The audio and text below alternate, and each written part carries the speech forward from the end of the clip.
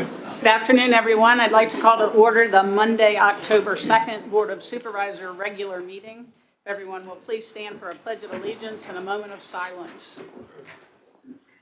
I pledge allegiance to the flag of the United States of America and to the republic for which it stands, one nation, under God, indivisible, with liberty and justice for all.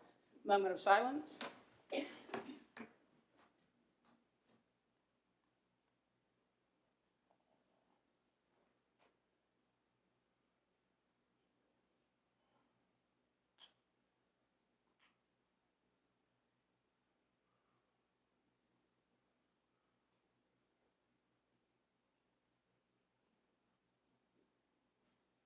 Thank you. Madam Chair, if I could ask that we adopt the agenda with an addendum item that I emailed everyone earlier about.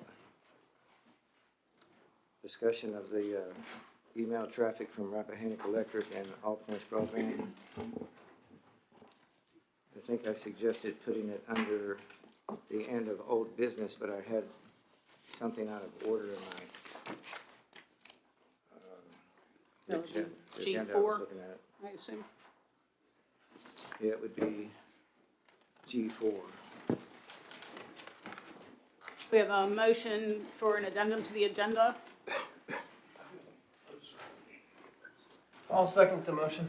We have a motion and a second. Any discussion? A couple of things. One, I just want to be clear procedurally, what the addition of addenda item, what effect it has, and whether any action could be taken. And Madam Chair, I don't know if you could clarify that, or Mr. Curry. And then my second question would be, I understand the addendum item relates to recent, if I'm not mistaken, recent communication between, That's what I just said, yes, sir. okay, REC and Rappahannock Electric Cooperative and All Points Broadband. And I guess my follow-up question would be if it wouldn't be more prudent for the sake of the public and transparency if we just put it on our regular agenda for November and or met as the Rappahannock County Broadband Authority and discussed it there. I think I don't see any time sensitivity with regard to the matter, and I think it would be better for the public and its ability to respond to a potential discussion if it were properly noticed in advance of a meeting of either the Broadband Authority or. Point of order, Madam Chair, that can be discussed at the agenda item because it would take unanimous consent to take any action, and we can then discuss whether we would have it on the November issue, so this is all redundant. Mr. Curry, do you have any concerns with adding this? Well, as Mr. Frazier pointed out, any action would require unanimous consent because it wasn't on what you call your orders of the day that were published on Wednesday. And I think, as Mr. Whitson pointed out, this is well within the realm of the Broadband Authority, but certainly broadband is something that is pertinent to the community at large. What I shared with the board earlier is I think we need to tread a little lightly if there, on what action is taken to make sure it's clear it's not something that is a Broadband Authority matter, it's a board matter. I think I spelled that out in my email, what we can do. Yeah, well, I'm just repeating it for the For the people who public. aren't involved in I that. understand, but I think we could have went there immediately instead of a roundabout way. All right, we have any more discussion for this? All those in favor with adding this agenda item, please say aye. Aye. Aye. Any opposed? Nay. Thank you.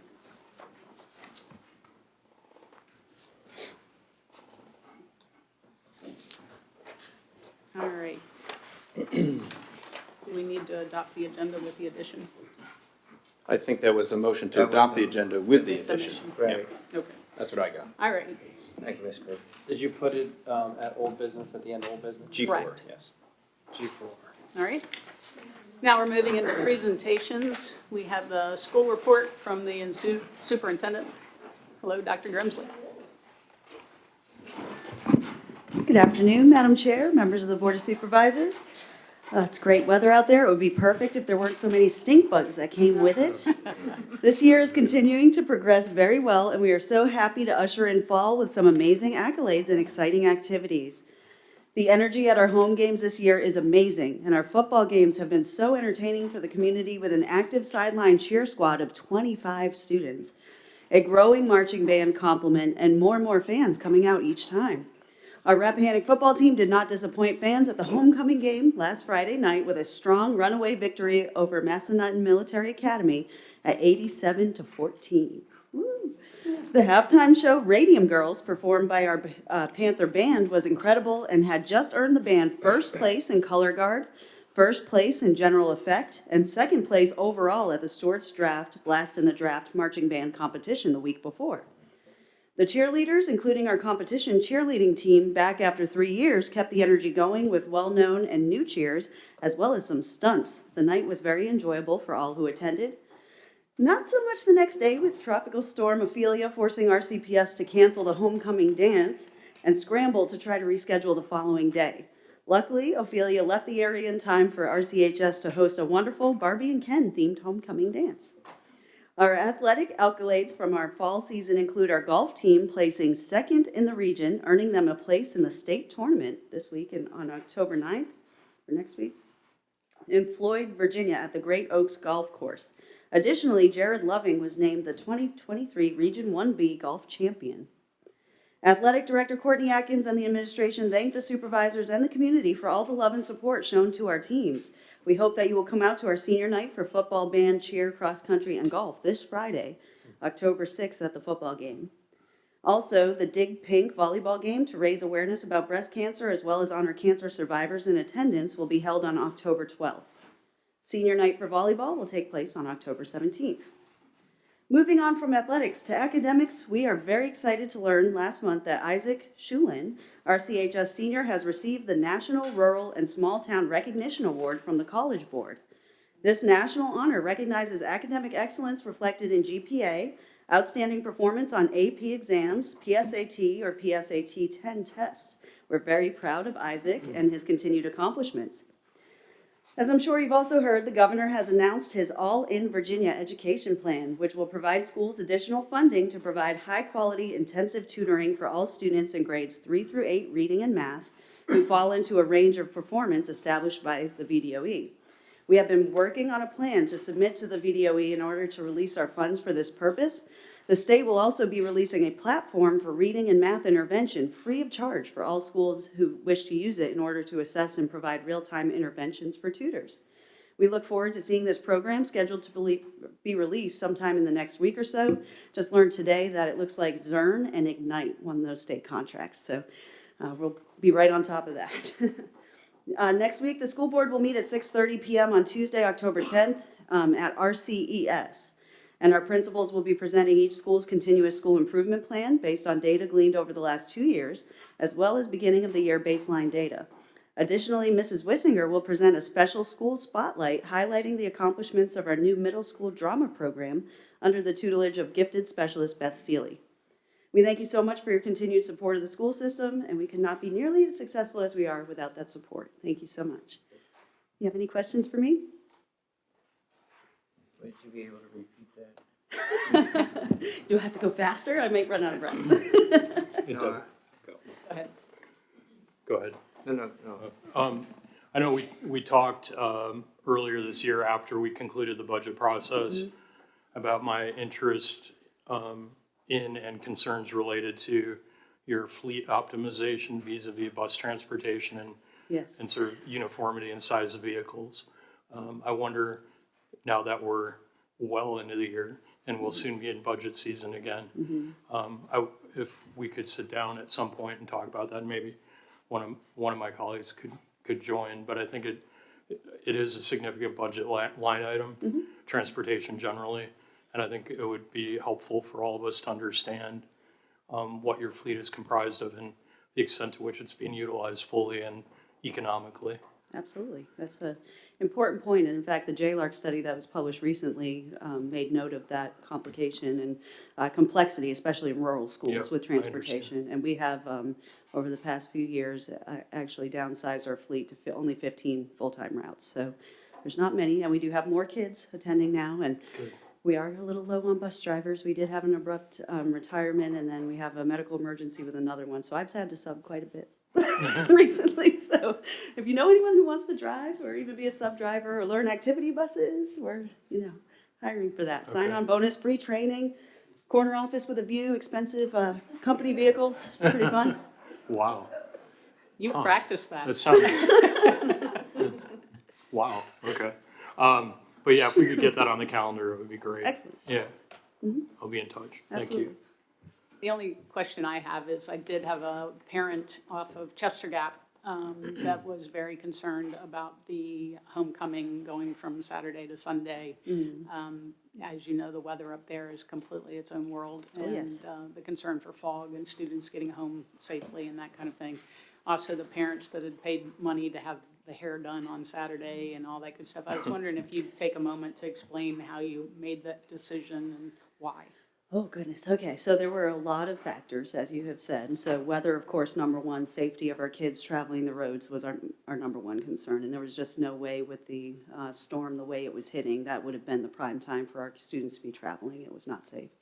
Whether we moved to indoors or outdoor, we had the plan for that. It was just the travel on the road. That was the issue.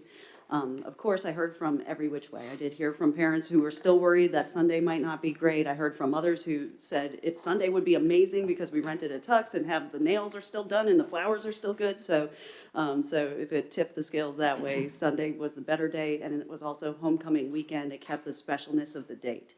Had we tried to reschedule it for another time, it probably would have been more of like a fall festival dance or a Halloween dance. It would have lost the specialness of homecoming. So that's Thank you. why we I made the assume you choice. have a group that gets together and makes the call really quickly and We tries try. to think through all the factors. I understand after having the restaurant how that works, but Yes, I ma'am. just wanted to make sure that we're considering Chester Gap because it really does have its own climate up there. Yes, they do.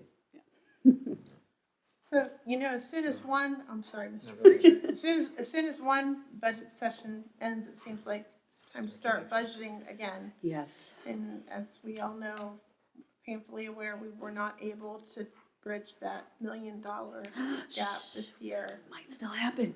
It might still happen. I'm not giving up on it yet. There's a caboose bill and there's still the biennium, which I hear is still in place. So Well, then I'm not maybe giving up on answering it. my questions when I ask you, what can we do?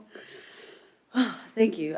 We have to keep supporting that effort for sure and educating our folks, our legislators who represent us about the importance of removing the supplemental basic aid cap. The issue that happened in the General Assembly that removed it from consideration was really rectified when the JLARC report was issued. It really justifies just about everything we said in our own SIFT report. So using their own language with that will probably help quite a bit. But it's still in play. I do know that. So we still may be successful in the governor's budget getting it there. So not giving up yet. All right, well, if there's any ways that we can help apply pressure to move that along. Well, no, I think great. that's really time well spent. Thank you. It is, and I appreciate all the support from this board and all the folks out there who have helped advocate for that extra funding. We will know more as we approach that December 10th caboose and biennium budget, if that's still there. I'm still told it is, so be optimistic. We're going to get it one way or another. I know we will. Thank you, Shannon. You're welcome. And so, actually, you asked a really good question, and I think related to that is to what extent are we equipped to lobby with any meaningful effort? And is it something that we need to think harder about? Because if we're not armed for battle in this regard, I think we're doing a disservice to everyone. And I don't want to cheap out if hiring qualified lobbyists to assist us would pay dividends. Sure. Well, you have a relationship with Eldon James, Right. who is kind of your ear on the ground, however you want to state it, there on the Capitol. And then there are many different groups. Sometimes our needs align with those groups. Sometimes it's not clear. We don't need an awful lot from the state a lot of times, so I'm hesitant to suggest you really need to go full in on a more extensive lobbying agreement. But Mr. James is responsive when we ask him, Okay. but it doesn't mean there's anything ever guaranteed. No, I just didn't know the details of what sort of legislative arm twisting is going on behind the scenes aside from interested citizens on our board and your board Right, so if, and your office. right, and I have some connections with Virginia Association of School Superintendents. I'm on the board of directors, Yeah. and we were able to use their legal liaison Okay. to stand up in those hearings with us to support the effort, and any which way we can, we'll get the word out there. But I think to Ms. Smith's question, if we need to do more in this regard, we need to think about that. Absolutely, and I'll know a lot more this month and going in, just like we did when we started the effort too. So that'll be the time if we need to readdress it and maybe get a co-sponsor on the bill and reintroduce it if we have to. I'm hopeful that we won't, but we'll see. Thanks for your question. Thank you. I had a question. Yes, sir. I read recently in one of the Valley newspapers where the Frederick County Board of Supervisors had decided that they were not going to continue sending local share funding to Lord Fairfax Community College. Instead, they were going to create a scholarship program for Frederick County students, high school students, for scholarships. And I just wondered if this board, and I haven't talked with any of my colleagues about this, but if this board were to make a decision like that, could Rappahannock Public Schools be able to help set something up or admin that? Well, there are a number of factors on that. The scholarships would be more singleton to those who would apply. So based on that, we have a relationship with the foundation there and with Headwaters to set up individual scholarships. So that's not an issue there. Some of the funds do go to other programs, though, that reach a broader amount of students through like workforce and other programs that our students take advantage of in dual enrollment that really affect everybody. So it would just be looking at all of those pieces to make the best informed decision. I'd be very happy to help you with any of that. Thank you. You're welcome. Thank you. Thanks. You're welcome. All right, next we have the company 4 monthly report.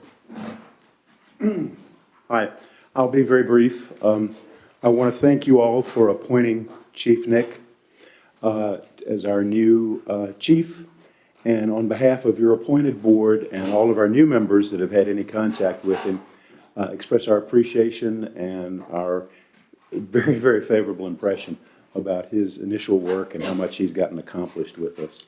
Which segues into my saying that the community outpouring of support, interest, and participation, it's continuing. We're getting more volunteers coming across the threshold, more applications.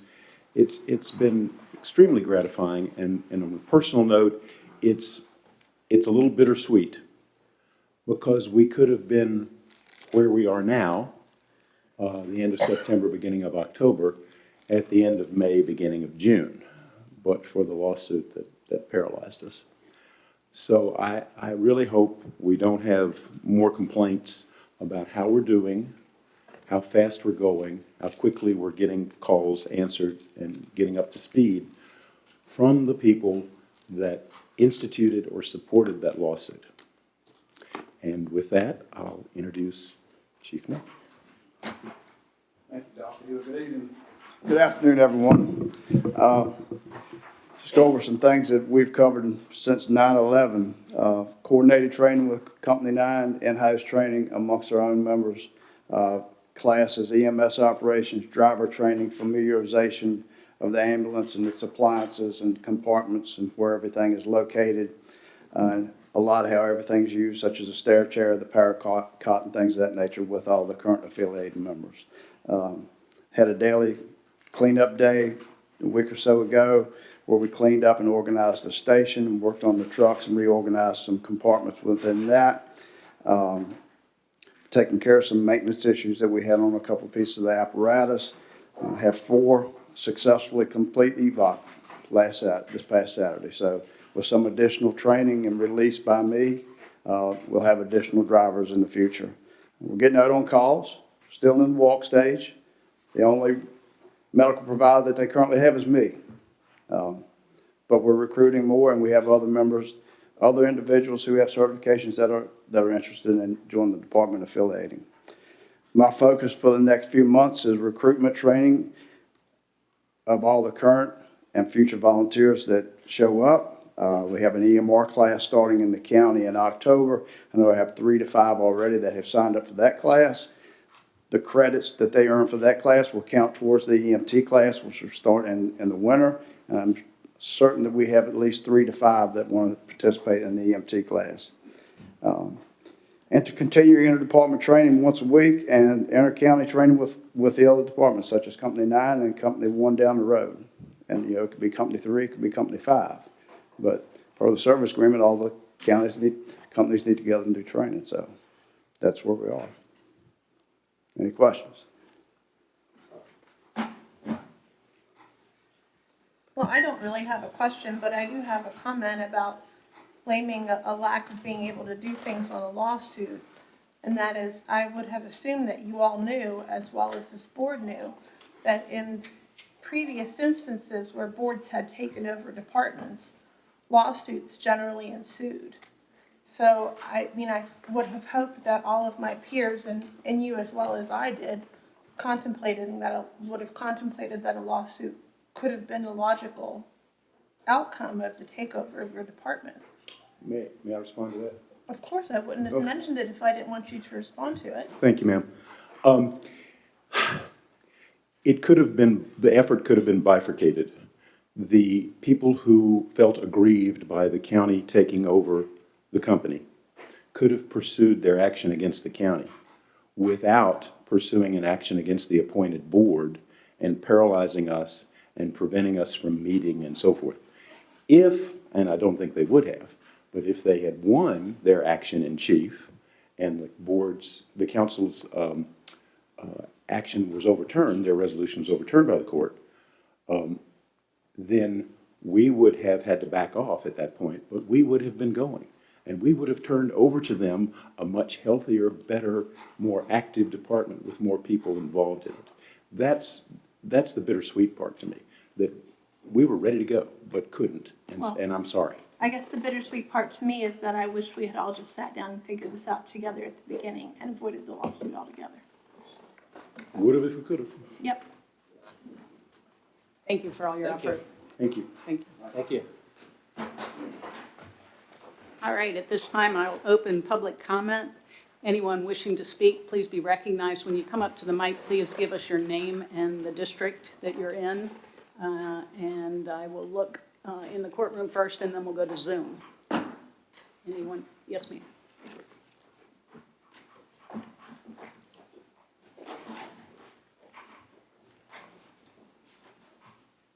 Hi, I'm Steph Ritter, and I'm from the Wakefield District, and I'm here to speak in support of Company 4. I just think they've done an amazing job with the resources that they've had.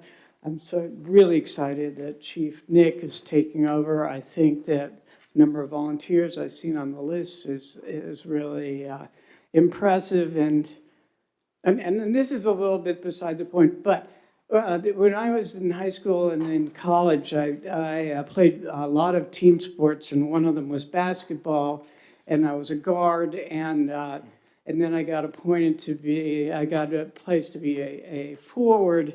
I thought I was pretty damn good.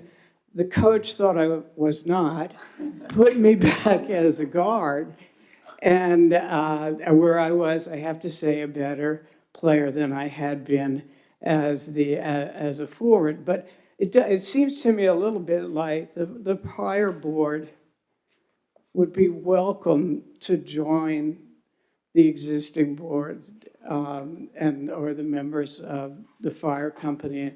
And I keep thinking of myself when I think of them not joining up with this group to play. I mean, the goal of the game is, in the case of the fire department, the best interests of the county and the health and welfare of the county.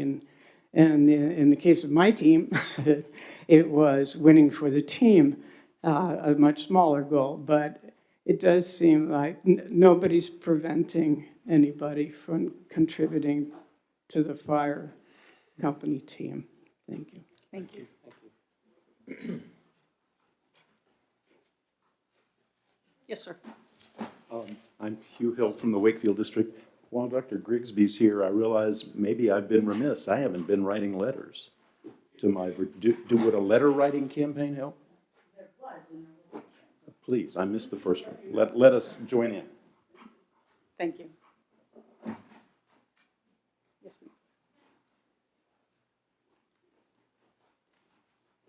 ma'am. Well, good afternoon. I'm Margaret Bond from the Piedmont District. I'm going to ask you to jump ahead in your thought process to an agenda item on I-6, the zoning administrator's report. I understand I give my public comments here, and then you think about it when it comes up for consideration. I'm not sure if you take action on the report recommendations at this time, but there is a recommendation that is part of that report that supports the extension of a special exception permit for a tourist home at 12549 Lee Highway, which is the Blue Rock property. I'm here to speak in support of that recommendation for an approval of that continuation of the application.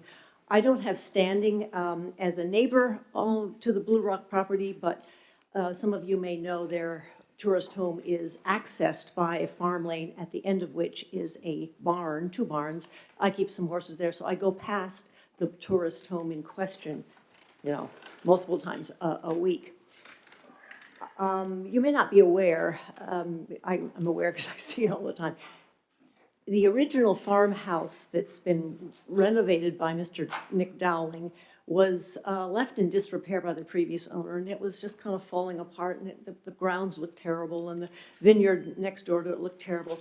Since Nick Dowling has purchased that property and the remains of that home, he's turned it into a truly lovely farmhouse. He did a first-class job in restoring the original structure. It looks picture perfect as an old-time farmhouse on this piece of agricultural property. Over the past 2 years, his special exception permit was only for 2 years, and it's come up for renewal. I've never seen more than 5 cars parked at the farmhouse. The tenants have all been quiet. They've occasionally wandered over to the barn, but never interfered with anything. There's been very little vehicle traffic on that 1-lane farm access, no dust, pollution, noise, all the et cetera. So I think a farmhouse fits in very harmoniously with the agricultural use of that entire property. Hence, I support the continuation of the special exception permit. The only thing I would think the board would want to consider is whether it would want to impose another additional term of permission, a 5-year term or something longer than 2 years, in order to just kind of keep control over that, or include the position that the special exception permit terminate on the sale of the property should the property be subdivided and sold. But overall, my recommendation is to approve that, and if you don't take action on it tonight, at least my comments will be in the record for your review at a later time. So thank you very much. Thank you. Margaret. For board awareness, it looks to be a November public hearing. That's correct.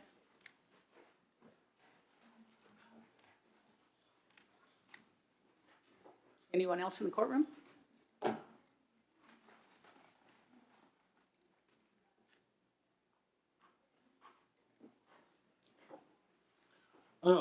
My name is Bill Fletcher. I live in Piedmont District.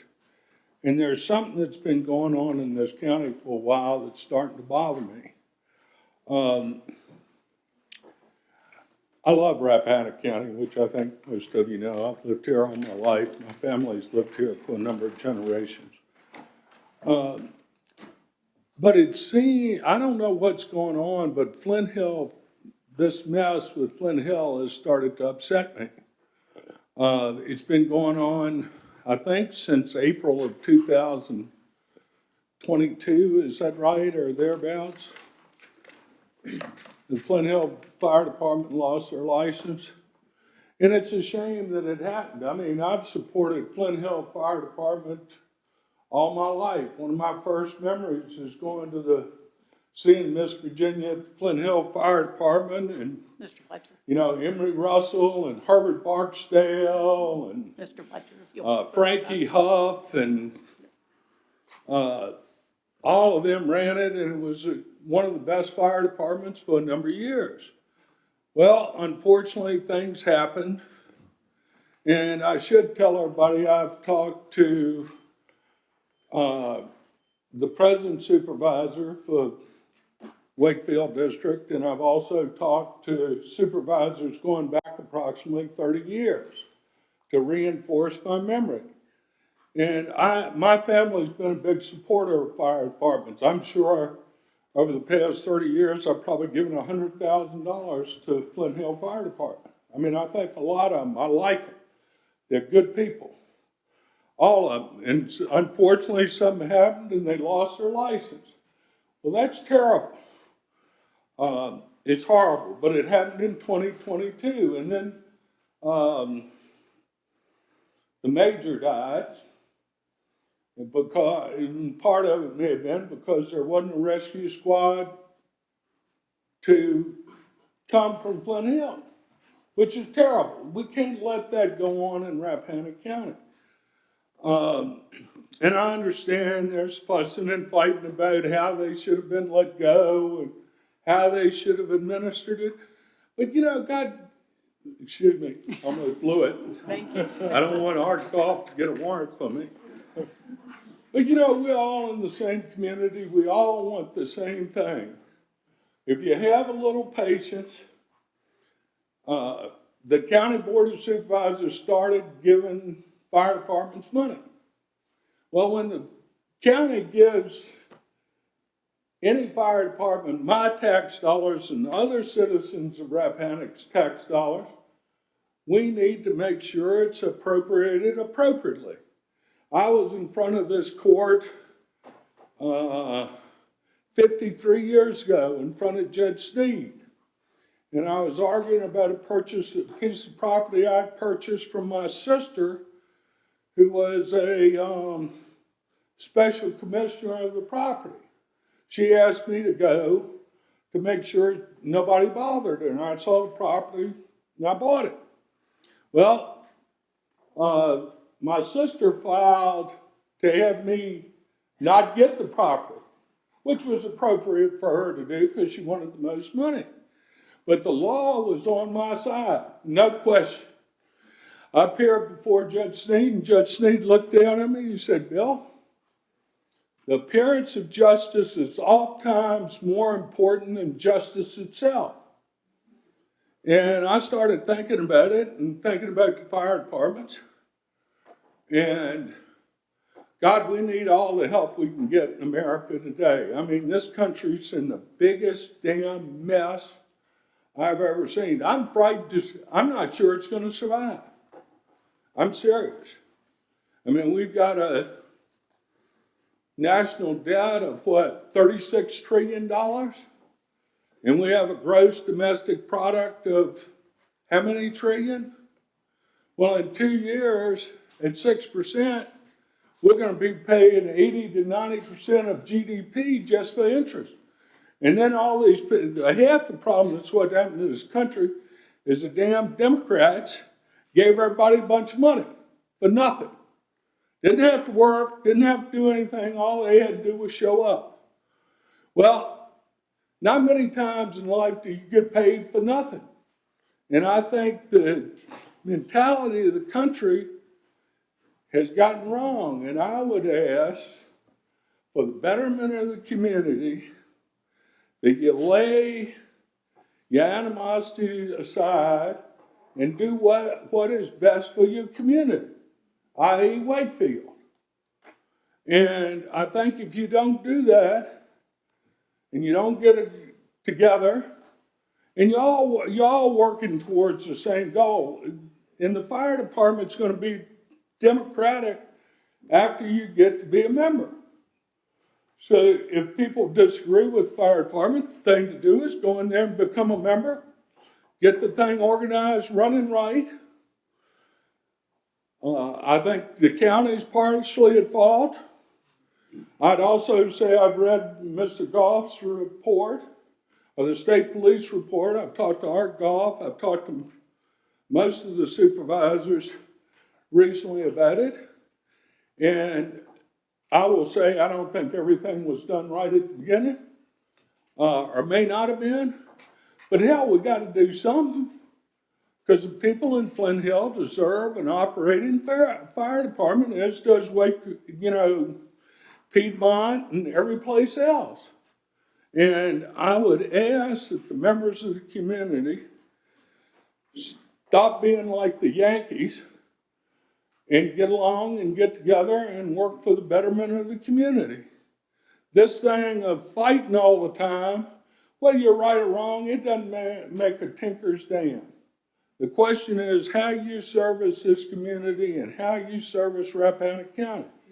And if you can't do that, you shouldn't be on it.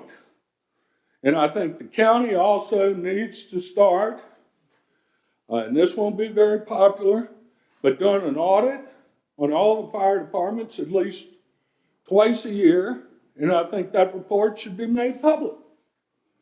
I mean, if the fire departments want the money from the county, they owe an obligation to the county and the citizens of Rappahannock. If they don't want the money, I think they can run their operation with that county money, then the county wouldn't be involved. But if you're going to ask money from the county, you got certain duties and responsibilities. And if you can't run a damn call and somebody dies because you're in action, I think you should be gone. I don't know how the fire departments work, but I mean, I've known the fire department since Herbert Barksdale. I doubt if anybody in this room's known anybody there much longer than me, because I don't see many people here much older than me. Maybe one. But I would ask you all to get together and work for the community instead of working apart. And if you don't like the way these people are doing it, get back in there and show them how to do it. I mean, the proof's in the pudding. And you all got to start doing what's best for Rappahannock County. Nobody's saying anybody stole any money. They aren't going to do a forensic audit. If some people have asked for that. Do you know what a forensic audit costs? Has anybody been through one of those? Don't ask for something that would cost more than you get out of it. In Art Goff, I've talked to Art Goff. He said he doesn't intend to prosecute any fire department members for the information he has now. And it would be my strong suggestion not to fool with it. Because I'm not saying anybody on the present board did something wrong, or the present members, but I've talked to some past supervisors and past county officials, and it has gone on pretty severely in the past. And the community, I think, needs to have that assurance. And I think everybody should agree to it. The first department lost their license. Without a license, they aren't any good. They can't do anything. Now we're getting the license back. Let's all work together for the betterment of Rappahannock County, and in particular for Wakefield Fire Department, or Flint Hill Fire Department, Flint Hill and Chester Gap. But that's all I got to say. Thank you. Thank you, Bill. Thank you, sir. I know we don't do a lot of give and take during public comment, but I did just want to mention that we do an audit every 2 years for every company except for Flint Hill, which Flint Hill we audit annually. They are public. Oh, I'm just making a statement from No. I've seen and the arguments I've seen. But it's my understanding, Mr. Goff can correct me if I'm wrong, but if the fire department accepts funds from the county, then they've got to follow the county rules. And if you don't follow the county rules, you're out. Simple. If you lose your license, you can't do anything. I mean, why is the county giving you any money? I mean, I don't get it. I don't get what the fight is over. The first company, or the last organization before this one, lost their license. Well, if they don't have a license, they can't run, And the people in that district are in jeopardy. And they didn't have a license in Flint Hill for how many months? Since Can last you, one March. of you all answer that? It was last March. Huh? Last March. So it's a year, 6 months. But it was an And EMS they're license, still fighting over it. but it was the EMS license, they were still a fire company. 80% of the calls are EMS, but Well, but the EMS is a major part of what they're doing. If they lose 80% of their mission, do they really have a mission? I think, sorry to cut you off, but we're kind of getting beyond public comment, I Okay, think. no problem. Yeah. Well, I did just want to say again, in the spirit of give and take, that I think everybody always realized that something needed to be done, but this board had made a decision ultimately about what was to be done and not to give help and aid to the people that were already there that were asking for help, but to replace them with a new board. So, I mean, that was the decision of this board to go in that direction.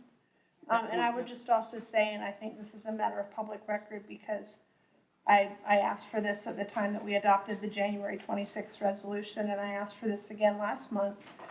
Flint Hill Fire Department meets at the same time that the Board of Supervisors meets, and we could at any time have a joint meeting of their body and our body and get everybody in the same room and work in a positive direction. And I requested that last month, and I'm not really sure why there's not a will to do that, but I think that that would be a very beneficial way to maybe take the high road and work toward a clean slate.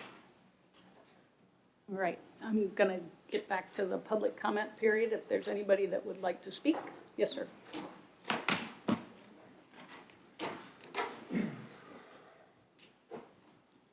I'm John Jameson, Piedmont District.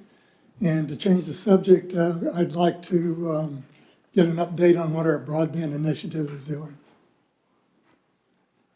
Well, and not to sound like a Facebook status, but I would say it's complicated. Well, it does, yeah. I really would rather not get beyond the typical public comment if we'll go on all night if this It's happens. been added as an agenda item, so we'll have a discussion during the meeting this afternoon. Okay. Yeah. Thank you, sir. Thank you, Mr. Jameson. Yes, sir. I'm Jim Durdine, and I live in the Wakefield District. I'm one of the come-heres. We've been here since 2015. I've always had an interest in the volunteering part of this, but never got spurred to action until I started seeing what was happening at the fire department. So consequently, all of this hustle and bustle has been positive because what it's done, it's essentially awakened my entire street. We have probably 5 people in here right now that live on North Bowes Road, and many of them are now either affiliated or thinking about affiliating with the fire station. I have done that. My wife has done that. Before any of this started, I had made visits to the firehouse because I needed to find out what the capabilities of the fire station were because we had an invalid mother-in-law, and I wanted to make sure that if we had to, we could get her out of there. I was not particularly impressed with the people I talked to or with their ability to show me what equipment was going to be used. That sort of put me to sleep, and then again, it started with all the newspaper articles and whatnot, and that got both of us up and running again. So now we're both there. We fully support what the majority of the board has done to get this stuff moving. I think everybody on my street is happy that things are moving the way they're moving. We're going to see more members coming in. I think once the word goes out that we have interested people, we have positivity. We're not really concerned about what happened before. We just want to make sure that when we go forward, we have more people like us volunteering to do things for our community. And we realize it's small scale, it's going to be Wakefield, but when you look out there, there's so much more that we need to know and where we're going to go, where these responses are going to be, how we navigate these roads, how we drive these big engines up these little driveways. It's so complicated. Once I started looking at what happens with the ambulances, I started thinking, I don't want to do this because of the liability. But it didn't matter. We still have to serve our community. There's people that are going to need us that can't do what we're able to do. So I leave it at that. I hope more people sign up. I hope the press gets good coverage on this, that people see that we need more responders, not just for Flint Hill, but for all of our stations. So I hope that has some positive impact on it. Thank you, sir. Thank you. Yes, ma'am.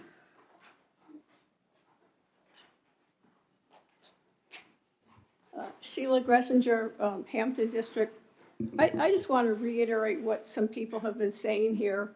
What is in the past is over and done with, and we need to get on with where we're going for the future. I hear a lot of enthusiasm and everything that seems to support that. And my way of thinking a while back was that organization was troubled. They were having difficulty in getting people to join. They're not having difficulty with people wanting to come on board now. And my point is, if there's a troubled organization, who in the heck would want to join it? It's like rats going off a ship, okay? It's like bail out, this is like really bad. And now it's been totally changed, and so I think it's time for us to go forward, and I'm really proud of the people who have spoken here about the enthusiasm and how they want to go forward, and how all members from before and now are all welcome, because that's what the prior person was trying to do. Thank you. Thank you.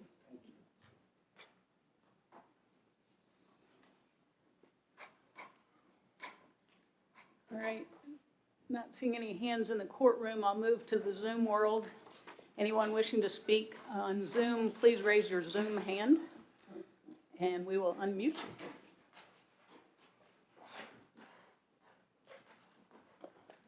you.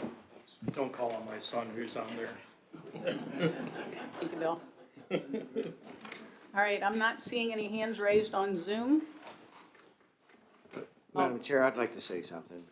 Before or after I close public comment? Well, it would be, I guess, part of public comment. Okay. I would just like to say I'd like to make an apology to my colleagues here on the board and to the public for being overly loud at our September 11th meeting. But I just couldn't sit here and have anyone at this table make the same false accusations again against people that had volunteered for years in this community. And I'm not going to do that. It doesn't matter where those volunteers are from, whether they're from Flint Hill or Chester Gap or Amosville or Sperryville. If this board is making public attacks against people sitting there, tax-paying citizens, I'm going to say something about it. But I did not have to get loud after my colleagues started yelling at me. I apologize for that. Thank you. All right, we are going to move into consent agenda. Do I have a motion? I'll make a motion to adopt the consent agenda as presented. Sorry about that. Have a motion, do I have a second? Excuse me. Yeah, I didn't have anything I wanted to pull out per se, so I'll second that motion. Okay. We have a motion and a second. All those in favor, or any discussion? Oh, I was just gonna ask about, it's our big payment to the jail. Is in the Quarterly. So, is there anything we need to be aware of with that? No, we have been renting fewer bed spaces to adjacent communities. Page has gone elsewhere, we're still renting to Culpeper. But going into this fiscal year, we weren't sure how well that would play out, so we budgeted conservatively, and happy to report the bed rental is more than we anticipated, so the true-up at the end of the year should help us out. But we just didn't want to be coming to communities during the year saying we need more money as opposed to here's some money back. Okay. Sounds good, thank you for that update. There's no other discussion. All those in favor say aye. Aye. Any opposed? Thank you. Thank you for handling all that too, so we rarely have to ask for an update.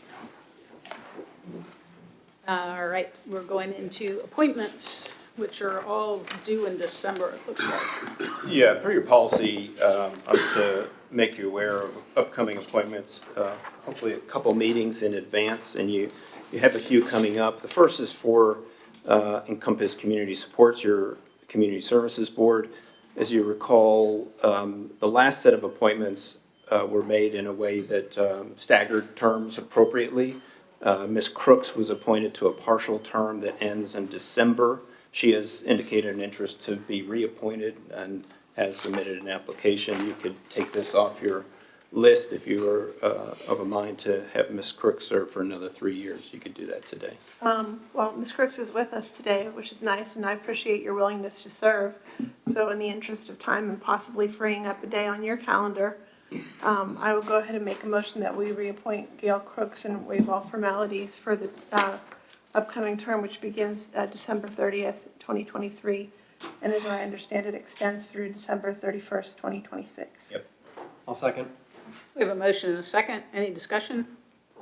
All those in favor say aye. Aye. Aye. Any opposed? Thank you. Thank you, Gail. Thanks for your Thank you, willingness to serve, Gail. You also have your local Board of Building Appeals, who have not met in the 6 years I've been here.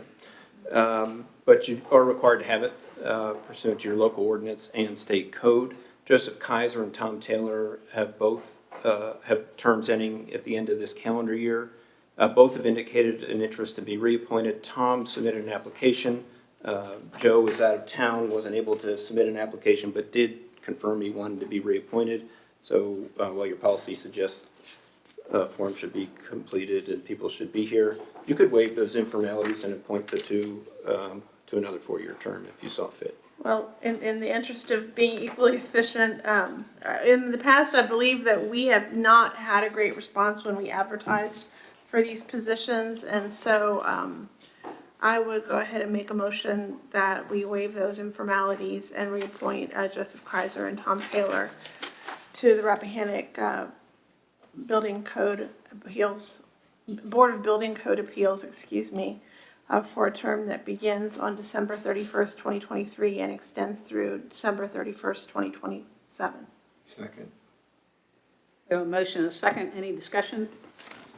Hearing none. All those in favor say aye. Aye. Aye. Any opposed? Thank you. Rolling right along.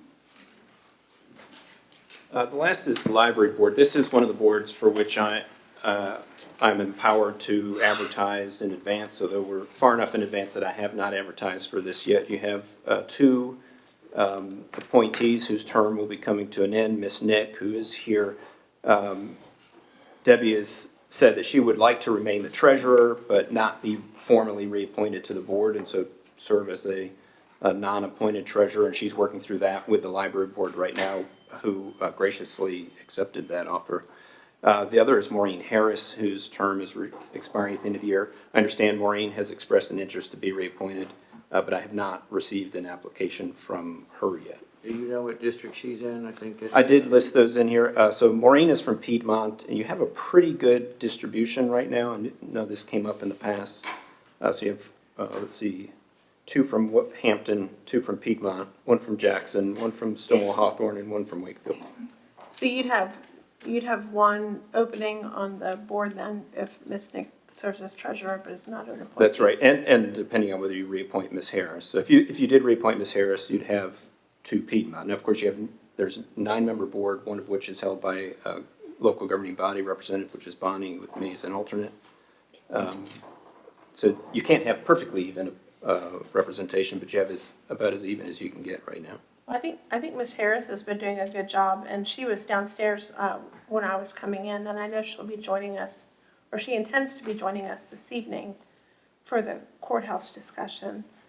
But I think she's been a real cornerstone on the library board, and so if folks are in agreement, I'd like to just go ahead and reappoint her today. Then I will, how long is that term, Gary? 4-year term. Okay. I would make a motion that we reappoint Maureen Harris to the library board starting December 31st, 2023 for a term that extends through December 31st, 2027 and waive all attached informalities or waive all usual informalities. I'll second. We have a motion and a second. Any discussion? Just thanks for all of our volunteers for their continued willingness to serve. All those in favor say aye. Aye. Aye. Any opposed? And even though you don't want to be reappointed, Debbie, thank you very much for your willingness to serve as their treasurer. So I'll be placing a vacancy notice in the newspaper in the upcoming weeks, Thank you. with the hope that you'll have a good group of candidates, probably focused on the December meeting. How much does the position pay? As much as the Broadband Authority pays. Maybe we should double it. Yes. advertise that. All right, moving into old business classification and compensation study. Bonnie, that's an update.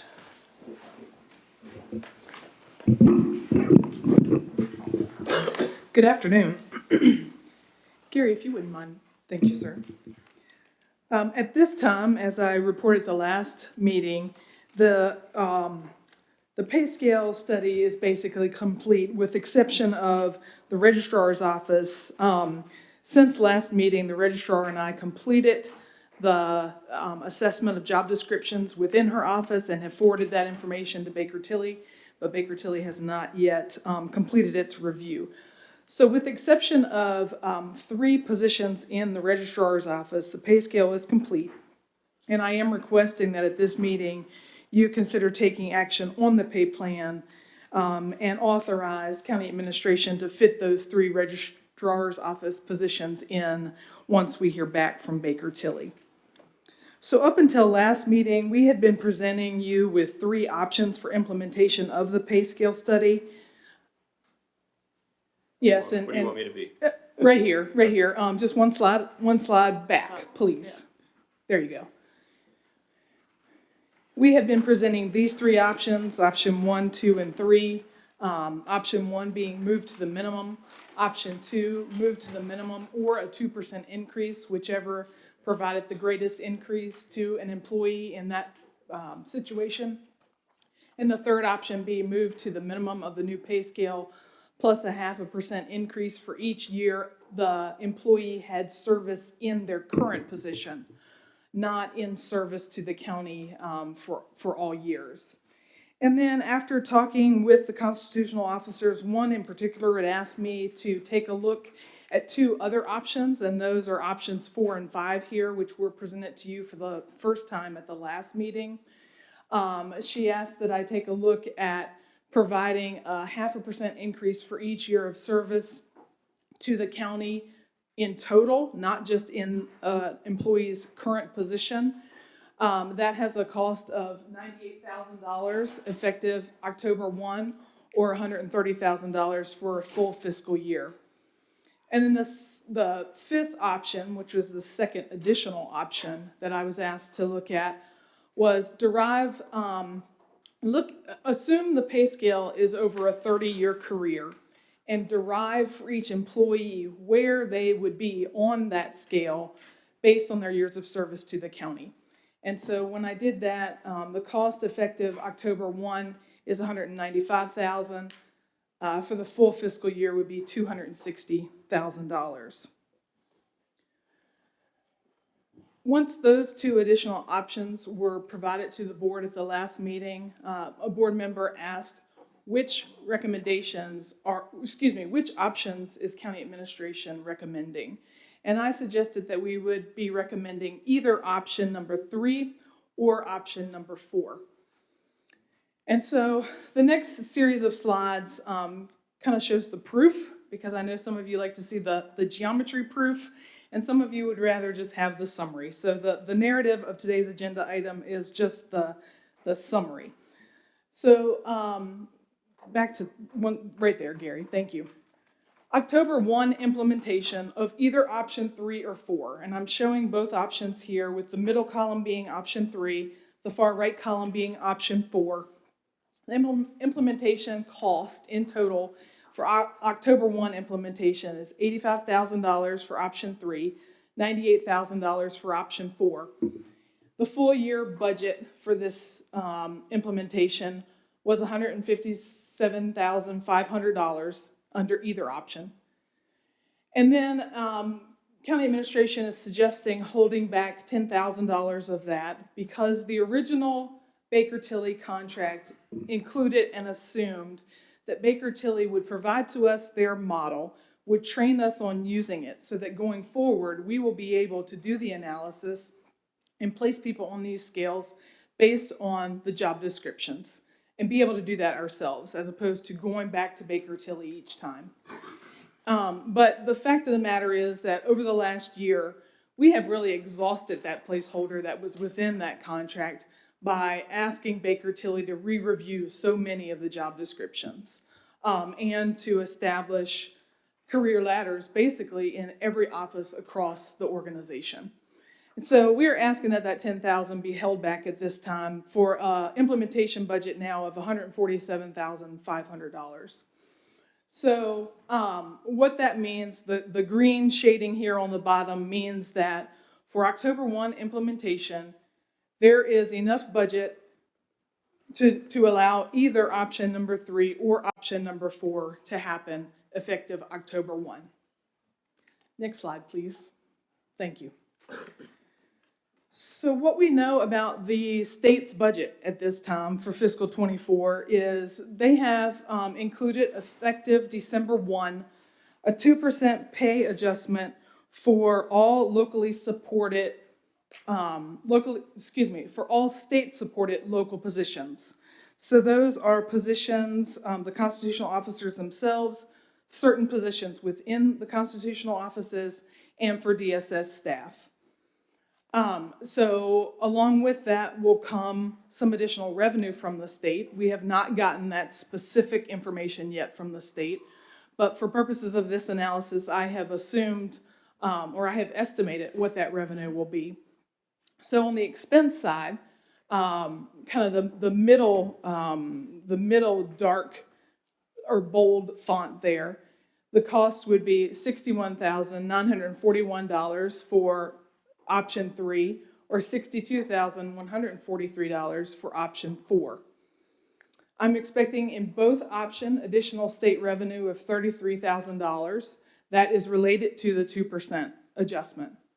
But in each scenario, and this is regardless of whether you choose to do any implementation here, or regardless of whether you do the 2%, the state did not include any funding in fiscal 24 for the Forest Sustainability Fund. And we had assumed $23,547 in our revenue budget for fiscal 24. So in either option, or in none of these options, that's going to go away from our budget. We're not going to get any money from the state for that. So down at the very bottom, the last line, green shading means we can do option number 3 with the 2% factored in and still have $10,000 in our budget. Option 4, we can do option number 4. We will be about $3,000 short overall, but honestly, I think we would be able to work to $3,000 within the budget. Or honestly, the revenue estimate there is just an estimate, and we should be getting data from the state as to the actual numbers this week. And then finally, I wanted to look at these numbers, not just October 1, but for the full fiscal year. What does this mean for the full fiscal year? So on its own, either option 3 or 4 can work for the full fiscal year in fiscal 25, based on the current budget ongoing funding of $157,500. However, when the full year impact of the mid-year fiscal 24 2% raise and the loss of the Forest Sustainability Fund are factored in, we start in a deficit for fiscal 25 in either one of these scenarios. And you see that there in that very last line, a deficit for the full year of $30,000 under number 3, or a deficit of $48,000, in option number 4. Could I interject a minute? Yes, sir. Actually, my presentation's done, so Okay, so you were talking about 1 or 2 of those scenarios. Sir, I don't know if people at home can hear All right, you. I'm sorry. I'm trying to get out of Supervisor Smith's way. You were talking about some of the constitutional officers were talking about like a 30-year ladder program for these salaries. So is all of this based on 20 or 30-year career ladders? So option 3, that's not factored into option number 3. Option number 3 is based on the new pay scale. Place an employee, whether they work in a constitutional office or not, place an employee on the scale, at least at the minimum, and then apply a 0.5% on the minimum salary for each year of service in that each year of service to the county. Okay, so that helps me form a second question, if you will. So That's- 3 is in that grade, right? And 4 is to the county? Is that the differentiation? Yes, Yeah. that's correct. Right, so this sounds like a retention type program. How does that affect recruitment to bring in new employees? So the pay scales have been developed now. So somebody who has interest in a position with the county can see what their position pays. And those pay scales have been done in such a way that similar positions are on the same grade. So it's not like somebody who has a comparable job description here is paid up here and somebody here is paid down here. Now they're on a level playing field across the organization based upon the requirements of the job description. So the other part of that is, that's the internal equity part, and Baker Tilly also, and while it was aged and had to be inflated over time, developed the grade to compare to that external equity with other localities to try to be competitive in that area. And so you do have a minimum, mid, and max salary for any given grade. If someone comes to you with 0 experience, then that would suggest they should be the minimum. But for example, if it's treasurer's office, pick on treasurers and judges here, and they've been a deputy clerk for 20 years at a different locality and they've relocated here for some reason, then it doesn't make any sense for them to be min, but it gives gives you an idea where maybe they should fall on that continuum and be appropriately paid. And while we're using the treasurer's office as an example, if you don't mind, so Debbie, Treasurer Nick, included multiple career ladders within her office. So she has Deputy Treasurer 1 through Deputy Treasurer 4, also a chief, and these are options for positions based on people's experience and the job expectations. She also has an option for a chief deputy treasurer, and then of course she's the treasurer. And so she has taken a look at those job descriptions relative to the people who are actually in her office and has determined, based upon those job descriptions and the level of performance, where her 2 existing employees would fall within that career ladder. And I can say neither of them is at a 1. I heard you say along the way, and correct me if I misunderstood this, but one area of feedback you received from at least one of the constitutional officers was this notion about the pay bump tied to service to the county versus service within a position. And to me, that seems important because unless I'm misunderstanding the significance, it seems significant to me because we're a little county and people work for the county and are in many cases very loyal to the county. And it seems almost discriminatory perhaps to narrow an analysis to pin them to increases that are tied to time in a specific position. That just seems like an unnecessary disaggregation of our county staff, which is small to begin with. And so I guess my question there is if you could just circle back and let us know the fiscal effect of going that route. Yes, so based on your question, the preference within your question is option number 4. Okay. And then, if you go back up to that slide, I had another question. I can't really see very clearly looking this way. Maybe I could there, but the budget item comes out equal under 3 or 4. So that's an annualized fiscal year expenditure in total. Yes, that's the budget we actually have appropriated in the Okay. current fiscal year. Placeholder. Okay. Yes, regardless of either scenario. So I see. We're Okay, in so that's fine shape fixed. for FY '24 because we're a fair amount through the year. Yep. But if you have to pay for it next year too. So these are recurring costs. Correct. And so we do have recurring revenue, the 157.5 to put towards it. But what Ms. Jewell has said is there's a predictable gap between option 4 and your budget, which is very small, right, $3,000. It gets a little bit bigger when you recognize there's loss in other areas of revenue from the state, which could change in '25. We have no idea, but we just want to be eyes wide open. We know that this gap is out there heading into '25. Would it be fair to say that there is a preference among the interested parties with whom you've so diligently interacted for option 4? Yes. Okay. How does this affect the sheriff's office? It's in the sheriff's office where the most employees are affected by number 4 versus number 3. When they have the most employees, right? That's right. And so I think the biggest effect for the sheriff's office is going to be the minimum salary for these various grades when she's out hiring.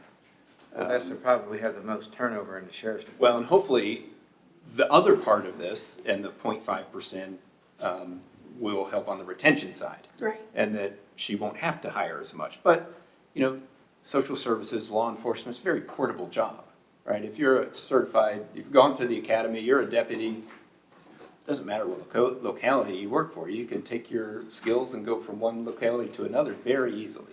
Which they do. Which they do. And you know, and it may depend on where they are in their life stage. They have little kids, they want to be close to home, they don't, they want to travel far away and get a bigger salary. Case in point, the way we shop, people in Amosville mostly shop in Warrington, some go to Culpeper. But if you're a deputy and you live around Amosville, you'll make about $15,000 more going to where you shop and get a job there. I'm sure it's the same in Chester Gap. Chester Gap's probably closer to Front Royal than it is back to Little Washington or. Sure, Absolutely. and so we see that in a lot of things. Yeah, so that's a real problem.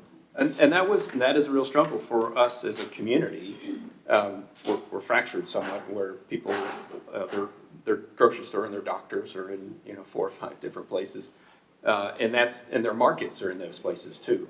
So, but we want to be an attractive market for Warren County and Page County, Madison County, and have those folks come here. Will we draw many, many employees from Culpeper and Fauquier? Probably not as many because they can keep heading east. And that's just the nature of where we are. I don't know so much about attracting them, just trying to slow down the bleeding. So if I'm understanding this correctly, it's a morale difference of $18,000. Yes. Pretty much. Yeah, and so, as we've said before through this process, and with the extra 2% from the state December 1, everybody will get a little something else, and everybody got the 5% earlier, the state requested that you do. But these sort of programs are very much designed so that each employee doesn't get the same amount of money. It's trying to bring them where they are supposed to be in this scale. And so if you have somebody who's been here a long time and it's 0.5% per year, then they're going to get a much larger raise, likely, than somebody who just started. But that's part of the process. Yeah. And some of the people who've been here for a while, maybe their salary wasn't appropriately aligned with the grading system, and they're going to get a significant increase to their new minimum, but they've only been here for 2 years. It's a whole mixture of outcomes. Well, I would just say that I think option 3, if you're tying an increase to years of service in a current position, you're basically de-incentivizing or disincentivizing taking promotions. Previously I would taking a rather, promotion, yeah, probably. previously taking a promotion. And I don't think we should give our employees that sort of regret. I would rather tie it to total years of service with option 4. I do wonder if we should wait. Is there any to be gained by waiting from the reporting on the registrar's office? This whole exercise started with the registrar's office, which I think only Mr. Frazier and I were here for in 2019, and Mr. Curry, that the registrar's office and sort of trying to figure out how to fairly aligned salaries. Yeah, well, this is really Throughout about the the one offices. employee in that office, not the registrar itself. The constitutional officers themselves and the registrar, myself, we're not on the scale, but the employees are. Right. So it's, where does that office thought, well, one position would be appropriate, but when you do one, the minimum requirements are pretty low. So then the salary doesn't come out very good because the minimum requirements are pretty low. And so looking at that, to say, well, geez, I want to have someone who's more capable. And so that's the process they're going through now. I don't think the one position is going to really shift the dollars and cents Okay. too much. That's my question, that was my question. What's our total number of employees that are included in this analysis? Sorry. And that's, I mean, we have a number of part-time employees, like, you know, all of the fire and rescue folks that do part-time, they're employees, but none of them work full-time. It was about 75, including those part-time. So it's about $641 per employee. Yeah, I Difference. very caution you not to use averages in this sort of analysis. Right, and I will say that there are some employees who, without the 2% in December, this was never meant to be everybody gets something. So if we're just looking at the implementation of the compensation study, there are employees who will not be touched at all. But I will also say, on the flip side of that, nobody is losing something here. Good. And I know that was a concern of some employees, that they would see a salary decrease.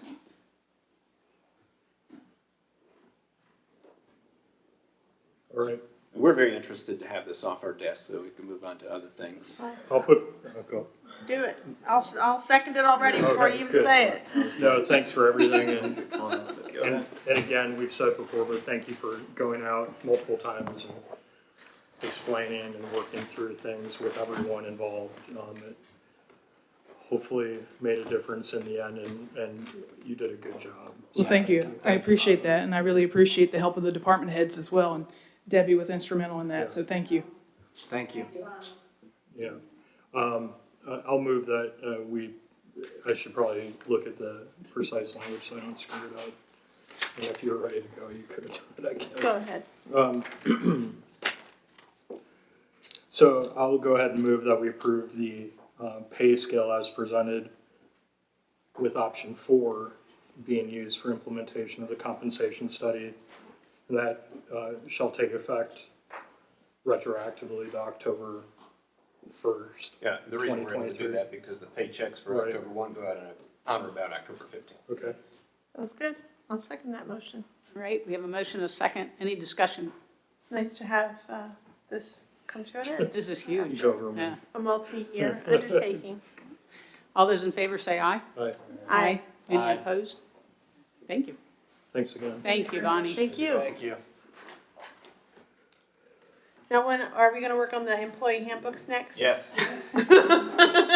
So, and just as a segue, that will be able to discuss what happens during a promotion from one grade to another and what sort of built-in raise would be appropriate for that so that people are incentivized to work on those extra skills to be promotable. Thank you. Awesome. All right, new commercial activity, Mr. Whitson. Nothing to report, so we can move on. But I think that standing agenda item will gain relevance, probably in the early part of the new year. All right, new business. Your voting, Yep. VACO voting credentials. Every year, VACO asks for each member locality to identify who has voting credentials at the annual conference. I make a motion that Chair Donahue have our voting credentials for this year's session. I'll second that motion. We have a motion and a second. Any discussion? All those in favor say aye. Aye. Aye. Mr. Carney. Record Mr. Carney is absent. Thank you. Adoption of certain policies for compliance. Back to Bonnie. Me again. Nearly all grants do come with conditions that the county must meet upon award of that grant. And we have in place currently certain federal grants that require that we have specific policies in place. A recent audit of one of the county's grants resulted in findings from the Virginia Department of Criminal Justice Services to include, among other things, our lack of approved and publicly available policies pertaining to equal opportunity employment and non-discrimination in the provision of services and programs, response to breaches of personally identifiable information, and third, provision of language services for limited English proficiency purposes within the parameters of the federal law and guidelines. Staff has worked to develop a draft of each of these policies for your consideration this afternoon. We've gathered the information that has been worked into these drafts from federal law, federal guidelines, other localities' policies, and the Society for Human Resources Management as we prepared the drafts. I will say that the DCJS auditor, and I should note this is a program audit, not a financial audit, auditor has gone out of her way to provide resource materials and examples to help us come into compliance with the grant conditions, and addressing the findings from this audit of a smaller grant, and this program audit was of a smaller grant, is helping us prepare and put in place policies and other standards and procedures necessary for larger grants, such as the SAFER grant. So with that, I'll answer any questions you have. It seems like this is just housekeeping on policies that we need to have updated. Yes, ma'am. In order to be applicable, in order to apply for grants. In order to apply for grants and in order to be in compliance with the grants we currently have, the federal grants. Good, sounds important, thank you. Things we for taking agreed care to of it. do in exchange for money. Yes. There you go, let's do them. Yes. I'll go ahead and make a motion that we adopt the policies that are attached to the agenda this afternoon. I'll second. We have a motion and a second. Any discussion? Hearing none, all those in favor say aye. Aye. Aye. Any opposed? We didn't blow by the broadband. I was just Thank you. about to apologize for doing that, and the folks online for the other item, we're gonna have to wait just a little longer, and So we're going to Go back back. to G4, which was the REC letter. the addendum item. Yeah. Thank you, Ms. Smith. Mr. Fraser? Well, I think everyone received the email, and I hope we all had time to read it.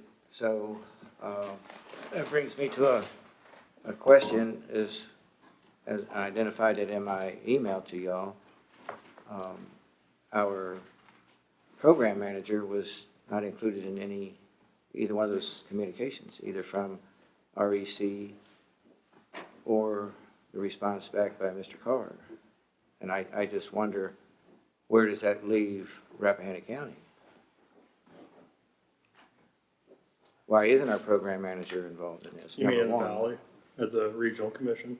I'm sorry? You mean at the regional commission? Why wasn't he involved in either communication? We don't know if he was blind copied, but it is odd that Mr. Carr wouldn't at least copy Mr. Davis. Right. I don't know the answer to that. I would So certainly like to know the answer as well. I think at a bare minimum, we have to do, at least, set this up for a topic of discussion at the November meeting, like Mr.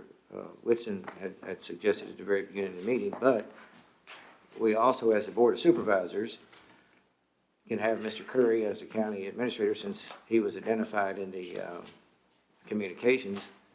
We can have him asked to have Mr. Davis and maybe a representative from each of the other two principals here for our November meeting, either in person or via Zoom. You mean REC and APP? Right. This looked very, very, very bad to have two CEOs communicating a letter of that import and CCing it to the stakeholders. As one person said to me, what that shows him is that the wheels have ran off the wagon. And we need to make sure that that really didn't happen and what is going to happen. So just, I'm seeing some furrowed brows in the audience. I just want to provide a little context to people. As I said, it's complicated, and please feel free to interject, Mr. Courier. I don't think Mr. Goff's over there right now, but I know he also received a copy of the email. But essentially, we received correspondence last Friday originating from REC to All Points Broadband, and the gist of that communication is that REC feels like they have been doing, I would say, more than their fair share of the project. Is that safe to say? And they made overtures that there are other parties interested in their dark fiber if APB is not interested in their dark fiber. I think there's enough dark fiber to go around, because they have 144, 288 strands. My takeaway, and it's of course through my lens, is that the procedure for All Points to use the REC poles has been complicated. And there was some discussion as to why it's complicated. Is that something REC has done or All Points Broadband has done? And I don't believe Mr. Carr and Mr. Hewitt agree necessarily on why that is. And that is a important pain point for places like Hanover and Culpeper, who I've said before, they're a year ahead of us. And so they're really racing to the finish line right now. And I believe the second part of it was about that dark fiber and what the purchase or lease cost would be for All Points Broadband to use REC's fiber. And there's an upfront cost and an ongoing cost, and I think I would say it's now pretty open negotiation of what that should be, and REC saying they're using national models, and All Points, I would guess, want to front load as much as possible because they have a bunch of grant money. Right. As opposed to backload to have the recurring costs paid for it because they want to have pricing that's really low. So they're going to have to sort that out. And there might be a position where All Points would think, for whatever reason, it's cheaper for them to install their own fiber, Well, which that's to what me, they said that in means the time. email. Yeah, Right, that's that what they means said, time. is it puts them 90 days back minimum. Well, in the But 90 it seems like days, the I think- pricing had tripled from what they had submitted. Yeah, and so for we the weren't basis privileged. of the- We weren't privileged to some of their earlier communications or negotiated contracts or plans on what All Points and REC as a partnership, what they were talking about as a fiscal model to use some of that. And we may never know because that's really inside baseball. But there's obviously very real ramifications that have caused the principals of two pretty large bodies to not agree with each other, and hopefully they will agree very soon, and that'll get straightened out well before it affects our schedule. The 90 days, I think, was related to the pole attachment process. And apparently, and there was the link that Mr. Carr included in his email from a Hanover County board meeting during which REC apologized that they released an incorrect pole attachment design guidance to All Points and then had to change it. And that change caused a different process to happen in the field in that 90 days to happen. But Well, and also there's a lot of condition, questions. the condition of the polls was not, that's, with the Timmons group going out and checking these things, like, that was also in the letter. Right. Was it that the condition of the But what is poll the was- standard that applies to the condition, and what Yeah. what polls have to be looked at what level of scrutiny? Right. And then what are the triggers to replace a pole or move things on a pole and all those? That changed, Right. causing some And rework. that's all the tall grass, but the short grass is that if the price changes from $30,000 to $95,000 a mile, then in 100 miles, that's $6 million. Yeah, so those are some, That's the short grass. that's the interesting question, and of course, we've signed agreements that have REC involved, right? They have their own participation agreement, and we don't know what that was. We know we were told, and our agreements, those were some of the last changes. We weren't able to get all the changes we wanted, but some of the last changes we got, which said, our amount that we pay is fixed, and we don't pay any more. So what happens if the overall price goes up? It's gonna have to be All Points, unless they can convince but we the don't- state to give them more money. And then, is there a point at which time things don't make financial sense We don't anymore? have a definition of universal coverage, remember that? No, we don't, and so those are the other conversations. Would it affect possibly affect their plan to go in for round 3 or whatever that they said for some of these other areas that are really close to the Comcast area. It might. I would assume it would affect it in a way that they're certainly estimating the amount of cost better, but would they try to overreach to help their other project? You know, that's, I don't know. But I think the two bodies really do owe it to the communities to provide assurance that we'll get past this thing and we have a clear path forward. We don't know the answer to that, but we need their assurance that they can figure it out. Does the board want that in a form of a motion that we try to get these participants to the meeting in November? I know that there is a update, another quarterly update. Maybe you want to do this at a broadband meeting, have a joint meeting. That's 2 weeks away. This would give them 2 weeks I don't think more. we would do I don't think you would typically have this next broadband meeting. You've been having one per quarter. You haven't, that other bodies have been having one per quarter. And so they've been scheduled after the quarterly updates from the grant, which I think is scheduled for the end of October. So that you might be able to schedule a joint meeting and then definitely be clear. If we try to schedule before you- something a week or two, even a week or two away from now, the chances are less of getting anybody in response. No, I think you're gonna, I think if you wait till after the quarterly meeting, which is October 20-something. 26th. Then they'll have fresh information. They know they have a story to tell, to assure their partners. And I'm sure they're gonna be working on it hard between now and then. Why are we reluctant to try to bring these people into a meeting here? I'm just reluctant in having it at a board meeting as opposed to a broadband authority meeting, and I'd prefer you to meet together. Schedule a broadband meeting for 3 days from now so that we can make that decision then. I think the sooner the better that we try to bring these parties together is the way to go. I think the board could set a meeting. It just, I'll reach out to the principals of the broadband authority and suggest they meet at the same time. Well, yeah. That's all I'm saying. Yeah, I mean, we could try to get whoever you want to come in November. It's a November meeting, right? Yeah, and ask Gary to go contact them, tell them we want them to be here, and then we can meet jointly with the broadband authority. Well, for whatever. yeah, that's but worth. I mean, if we don't make some sort of move today, that's not gonna happen. We can add it to, we're just talking about adding it to the agenda, right? For November? Mhm. Yeah. They have to be contacted. That's the action item. Well, we can ask the office. Putting it on the to contact. November meeting agenda is not an action item. Right. Getting those people here is an action item. Well, I mean, It's administrative. I can ask, You just ask. compel, but I don't have a problem. What's the number that we have invested in this so far with all the I don't down know. payments?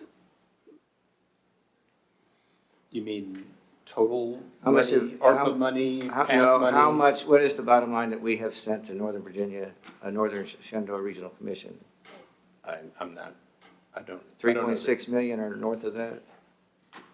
I don't recall. We just made the most recent payment, and if It's I fairly knew simple. which number that was. it was- 1.2 million, then it was half of that each time that we've made a quarter, so it's about 3.6 million, isn't it? Yeah, it could be right. So, I think it's can we more ju- than that.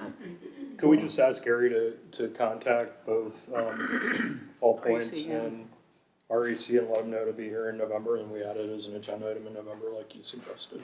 Well, that's what I asked a couple minutes ago, and then we had a 10-minute No, I discussion just about why we want, shouldn't do that. I want the RCBA to be meeting at the same time. That's all I care about. Okay, so I never a said that we joint shouldn't do meeting, that. joint meeting in November with both Yeah.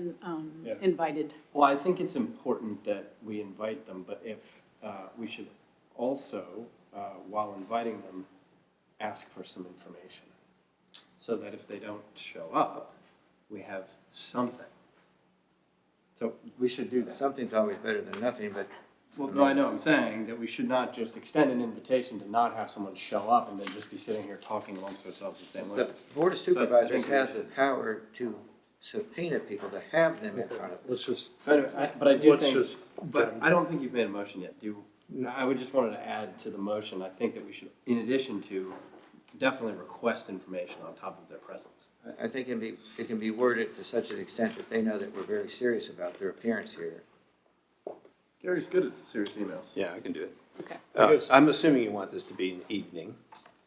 Choice. makes sense. Although I caution you, I believe it's going to be a heavy evening. Slave. How is that gonna align with what we've got coming from the planning commission? I think you have 4 public hearings. Oh, Well, we'll just do it first, it's live. Make it an afternoon then, we've got to get it done. I think the afternoon would be fine. Okay. And maybe easier for folks during their workday. I was saying we stop short of a motion and just ask Gary to go contact them, because this is an addendum item. Well, if you're all of a like mind, I would hate for it to fail. I would say that, a motion to fail. Well, that would be a reflection on whoever doesn't vote for it.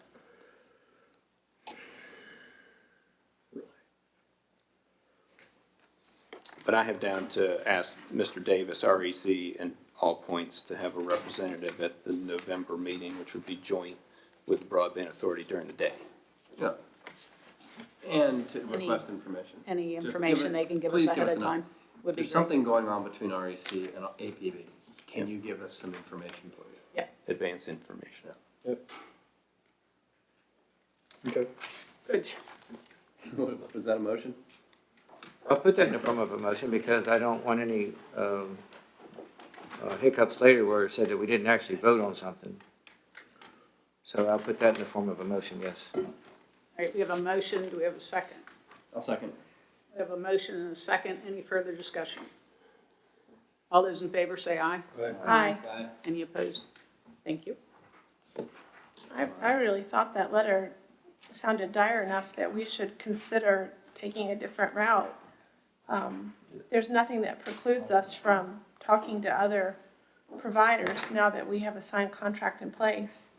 That's always been the opinion of our attorney. I apologize, my attention was divided.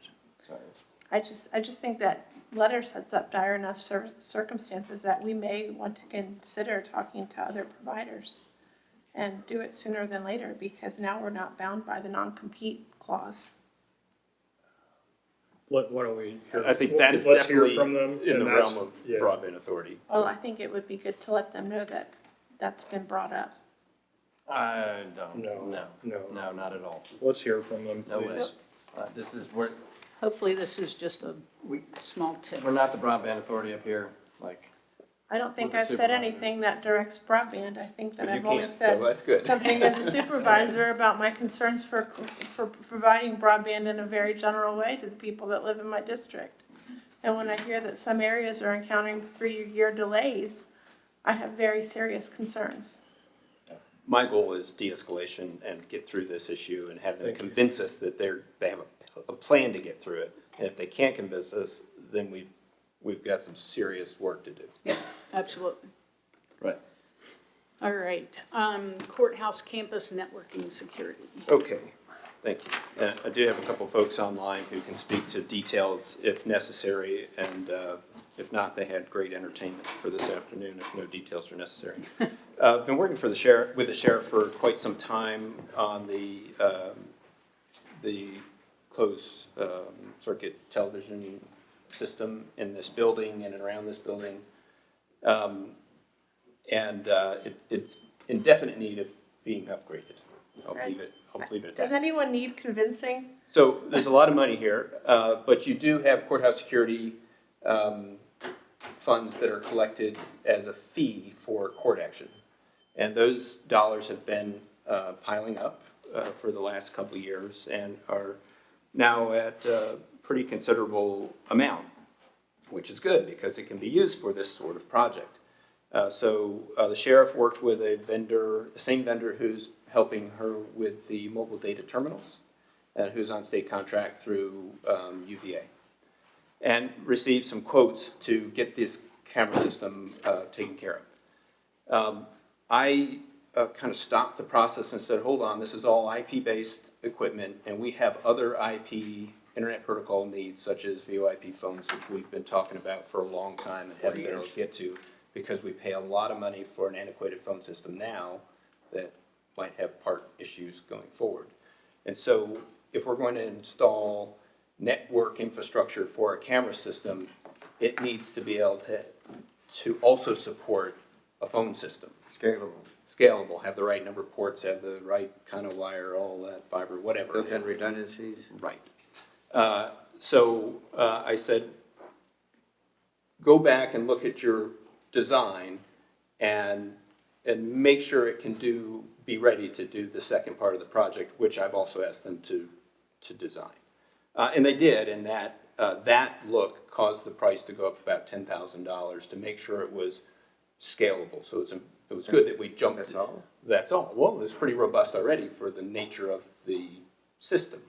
They just need to make sure they had adequate capacity, et cetera. So what I have before you now is an authorization to award only the CCTV part, as well as the core networking that is needed for the CCTV part, funded by the courthouse security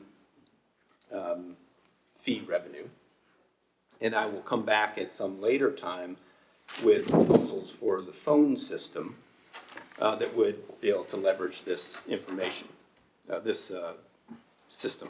And the $37,000 shortfall, I note here, you said will be covered, I guess, with the journal entries, and you'll just transfer within the general fund. Right, and so what we've discussed is that the amount of courthouse security funding that we have put aside right now is short, but we have a noble annual amount of revenue that's coming in, and basically we'll pay ourselves back with future courthouse security fees. What is that per quarter, do you know?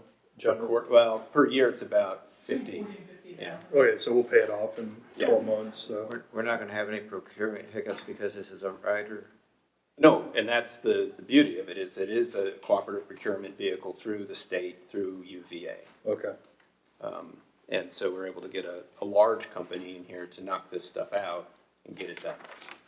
And once the voice over IP is working, you'll save. Oh, we will save a lot on a recurring basis Yep. once we can get this phone system replaced. Yeah, that's Huge. Then I'll make a move to award contract for CCTV to Daly in the amount of $217,150 through use of available cooperative contract and authorize the county administrator to execute necessary contract. I'll second. We have a motion and a second. Any further discussion? Did you need any cushion on that amount, Mr. Curry, or is that sufficient? I think if there's any small amount, then my purchasing abilities can handle it. Okay. We have a motion and a second. All those in favor say aye. Aye. Any opposed? Thank you. Thank you for CATA and Daily folks for being online. Have a great Yes. afternoon. All right, moving into board committee reports. Anybody need a 5-minute recess? Yeah, let's take a brief recess if you could. Thank you.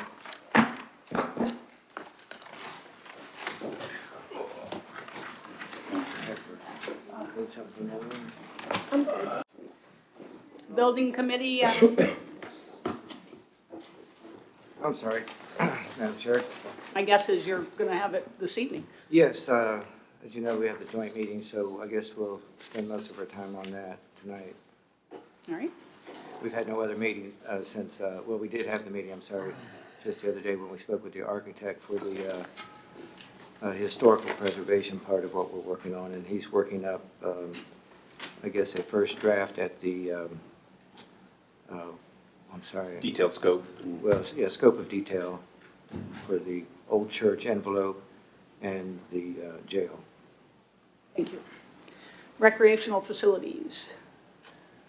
We had a great meeting. There's a lot of energy behind that fence and that really beautiful mural. There was a community came out to help paint this weekend, and it was really, really lovely. It was nice. Looks great. We stopped and looked at it this morning. It's awesome. Nice.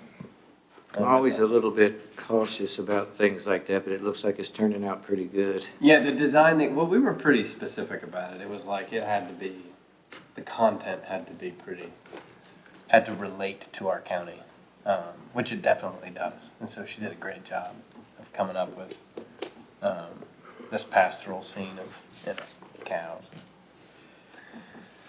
What color cows? What's that? What color cows? Okay, go into public safety committee. Purple cow. Purple cows. I like Holsteins, but. Oreos. Public safety? That was a quarterly meeting. I think didn't we talk about it last time? We did. Yep. Rules committee. We did not meet. Planning Commission. Planning Commission met, and you can see the notes of our meeting on the zoning administrator's report. We'll hear the bird accessory dwelling unit this evening. Fire Levy Board. Fire levy board, so we met and we approved all the submitted submissions, and we had afterwards a pretty robust discussion about the policies and procedures. Apropos, Chair Stenner wanted to include budgets in there. He wants a yearly budget from each company. So we had just a general discussion about that and the process of the policies and procedures, because I had gone to the association meeting the week before that, and I had kind of clarified what the goal of the policies and procedure document was, and it was not that the Board of Supervisors wanted the companies to adopt Falk years verbatim. That was not the point.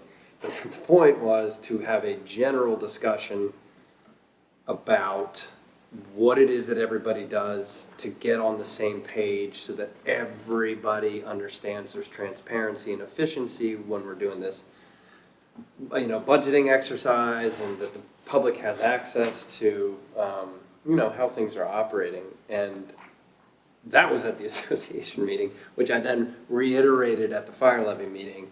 And so I think we're making some progress. I think Chair Stenner and maybe another member of the fire levy board are going to go to the next association meeting to talk about adding budgeting to this. But the idea is that, hey, can we get a budget at the very beginning? I know you guys probably have them anyway. If you don't, could you do one? So we had that discussion.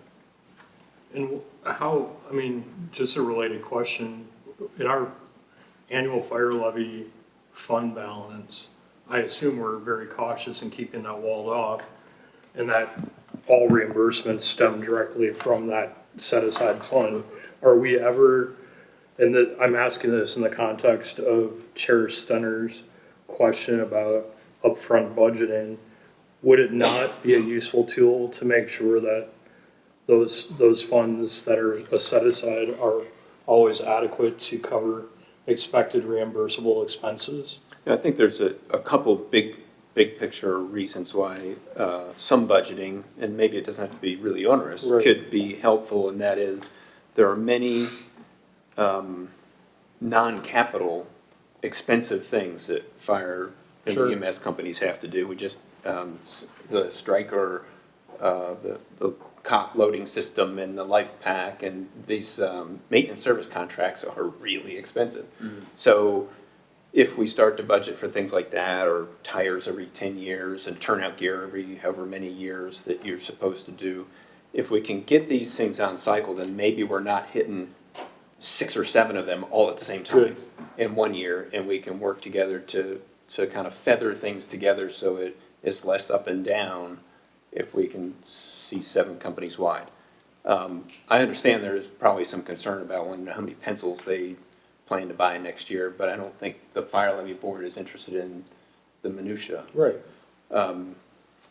The other side of things relative to the taxing is that you are and have been trying to right-size the fire levy tax rate to cover the operational costs as you commit to do in the services agreement, and not charge too much where you're pooling up extra funding in that fund. And you've done that so far. So if you could have a better picture going forward that for whatever reason, 3 years out, there's all these things are just coming together, right? You might be able to ramp it up slowly to absorb a big bump rather than, do nothing and then just pop it up. Just at a high level, have we been cutting it close up until our? We were pretty close, and then with the reassessment and then this last year, I think we're bumped it 50,000 or so to the good right now. Okay. And we added a penny, so that's 193,000. But a bunch of that was put to work, right? Okay. But I do want to be clear that at the association meeting, I had to be pretty forthright with this is not us jamming anything down your throat, which somebody did say. And it was about that these are principally funded entities in our county, that people have a right to know how this money is being spent. And that if there's no uniform policy and procedure that anybody can really point to, what are we doing when we're doing budget reimbursement? And it just seems totally obvious, to me, at least clear, that whatever you guys want to do to make that happen, let's do that. So I just wanted to add that there was a suggestion from somebody from Company One that they would then circulate, I think it was a Google Docs, where they could all upload what it was that they're doing.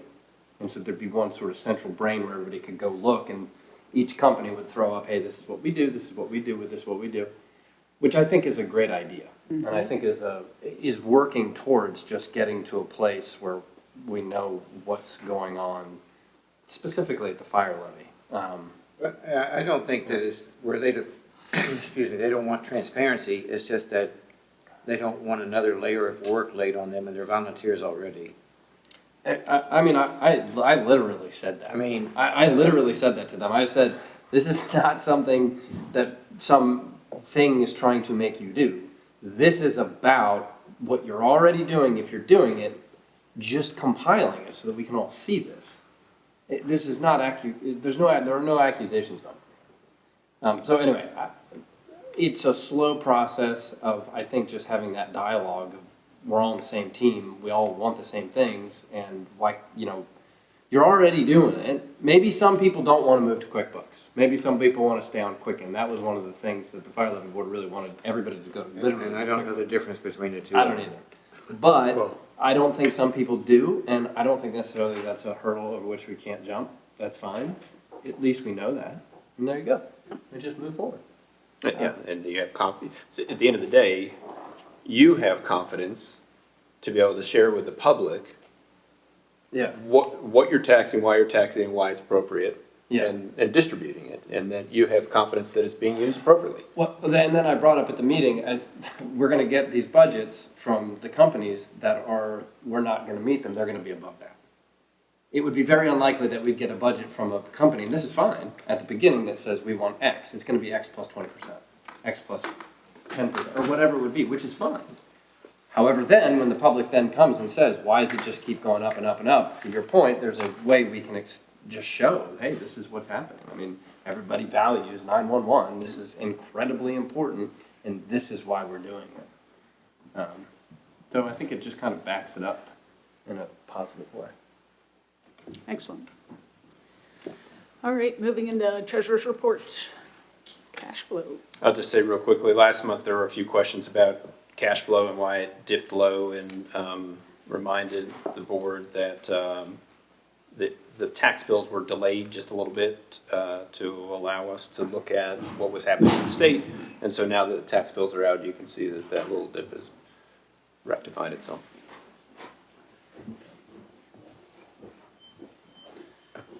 There's nothing else of any criticality. Meals and lodging is decent. The sales tax has been coming in under last year pretty regularly.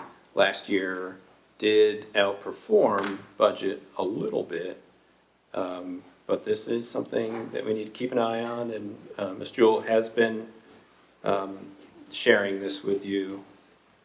But you can see the green bar below the gold bar, July, August, September. This is actually the first month of this current fiscal year because the others are accrued back. Okay, so that's compared, and then the gold is now and green is The gold last is year. 2023, the green is 2024. So you can go back, this, whatever this amberish color is, 2020, 21, 22, 23, Yeah. 24. So It's, I mean, we're far better off than we were, but it's, people are not hunkering down anymore in their weekend houses. right, they may be Ordering spending on somewhere else. Amazon, Yeah. So we'll just continue to watch it, and if their alarm bells need to be rung, we will ring them. Right, but I guess we can anticipate that our revenue projections during the next budget review cycle will be Well, we always, trim. you know, we'll look at those kind of moving totals and, you know, might be that the interest is higher and the sales tax is lower. Thank And goodness it's a whole series of numbers that come together and hopefully when we forecast, which is an estimate, that we estimate close enough for enough of them that at the end of the day, we're about right. Interest revenue is incredible, so we at least have that in our favor. Thank goodness for cash on hand. Yep.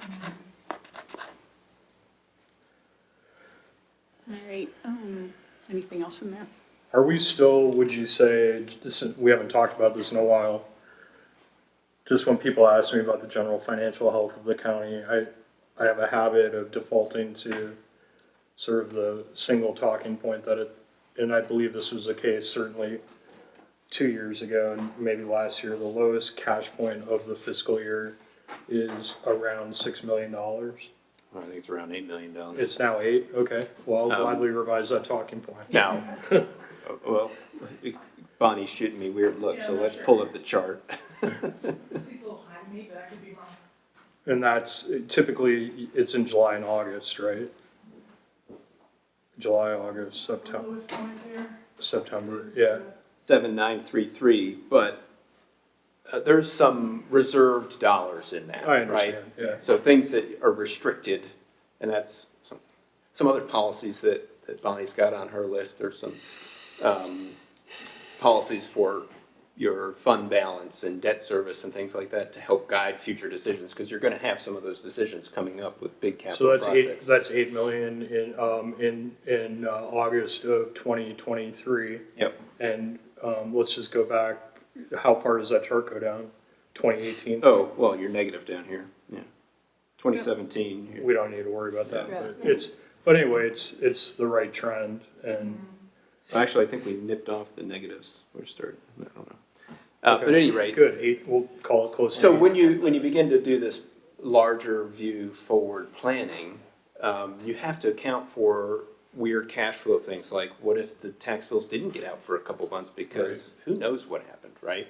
So you need to think about, well, what would happen if we had that expense cash draw go forward without getting the tax bills out? Make sure you have a cushion for that. What if you had a natural disaster and yes, you'll get federal reimbursement, but it's gonna lag by a significant amount. You need to have a cushion for that. And then once we decide all those cushions that would really, you know, rainy day, what ifs, you set that aside, then you can begin to look at what swath of this can you put to work for your one-time capital projects to help save you the debt service and not have to borrow as much. And that, one of those anomalies is that the orange bar, the July-August period of 29, or no, I'm sorry, I was thinking. This was, I think, a big dose of federal revenue for CARES or ARPA or something that came at a weird spot. Oh, okay, I was right, yeah, right. I was thinking it was calendar, it's fiscal year 2019. So that would have been in the very end of that 1920 fiscal year. Right? So a lot can be, that was actually 2021, which means it was August 22, which means it was probably one of the ARPA drops. Yeah. Which came in 2 chunks, if you remember. So in some ways, we're now back to sort of a normalized revenue picture. And what you do when we overlay these, we then begin to have some predictability of what our cash flow looks like. And so if you know what the cash is today and we're spending and receiving about the same amount, then you can predict where you're going to be in 4 months. Yeah.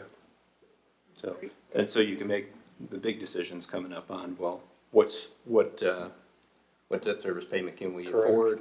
What amount of down payment can we afford, et cetera. When will we be able to initiate and complete a debt service analysis? How would that work, given discussions about courthouse and building renovations and things like that? I mean, I feel like we should have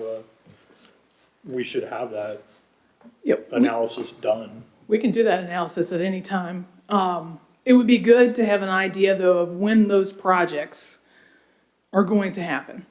You know, I hear that they're going to happen, I just don't know when to plan for them.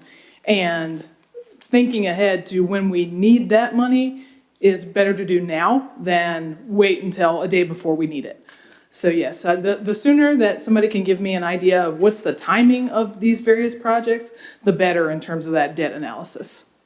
And that plays into, she already knows the schedule of what we have on the books and when it. Correct. Your last payment is next fiscal 25. I really think, no matter which way we build, we're looking at about 2 years from now needing the money. Okay. But we don't know what that figure is. Right, right. And then we have the smaller projects that may or may not need to be financed as well. Right. And so we kind of need to overlay all those timelines and figure out what money do we need when. And that helps us determine how to use this cash flow as well. Okay. Super important that we think about that. Yep. Okay. Oh, I guess while we're there, that's a good question while we're there.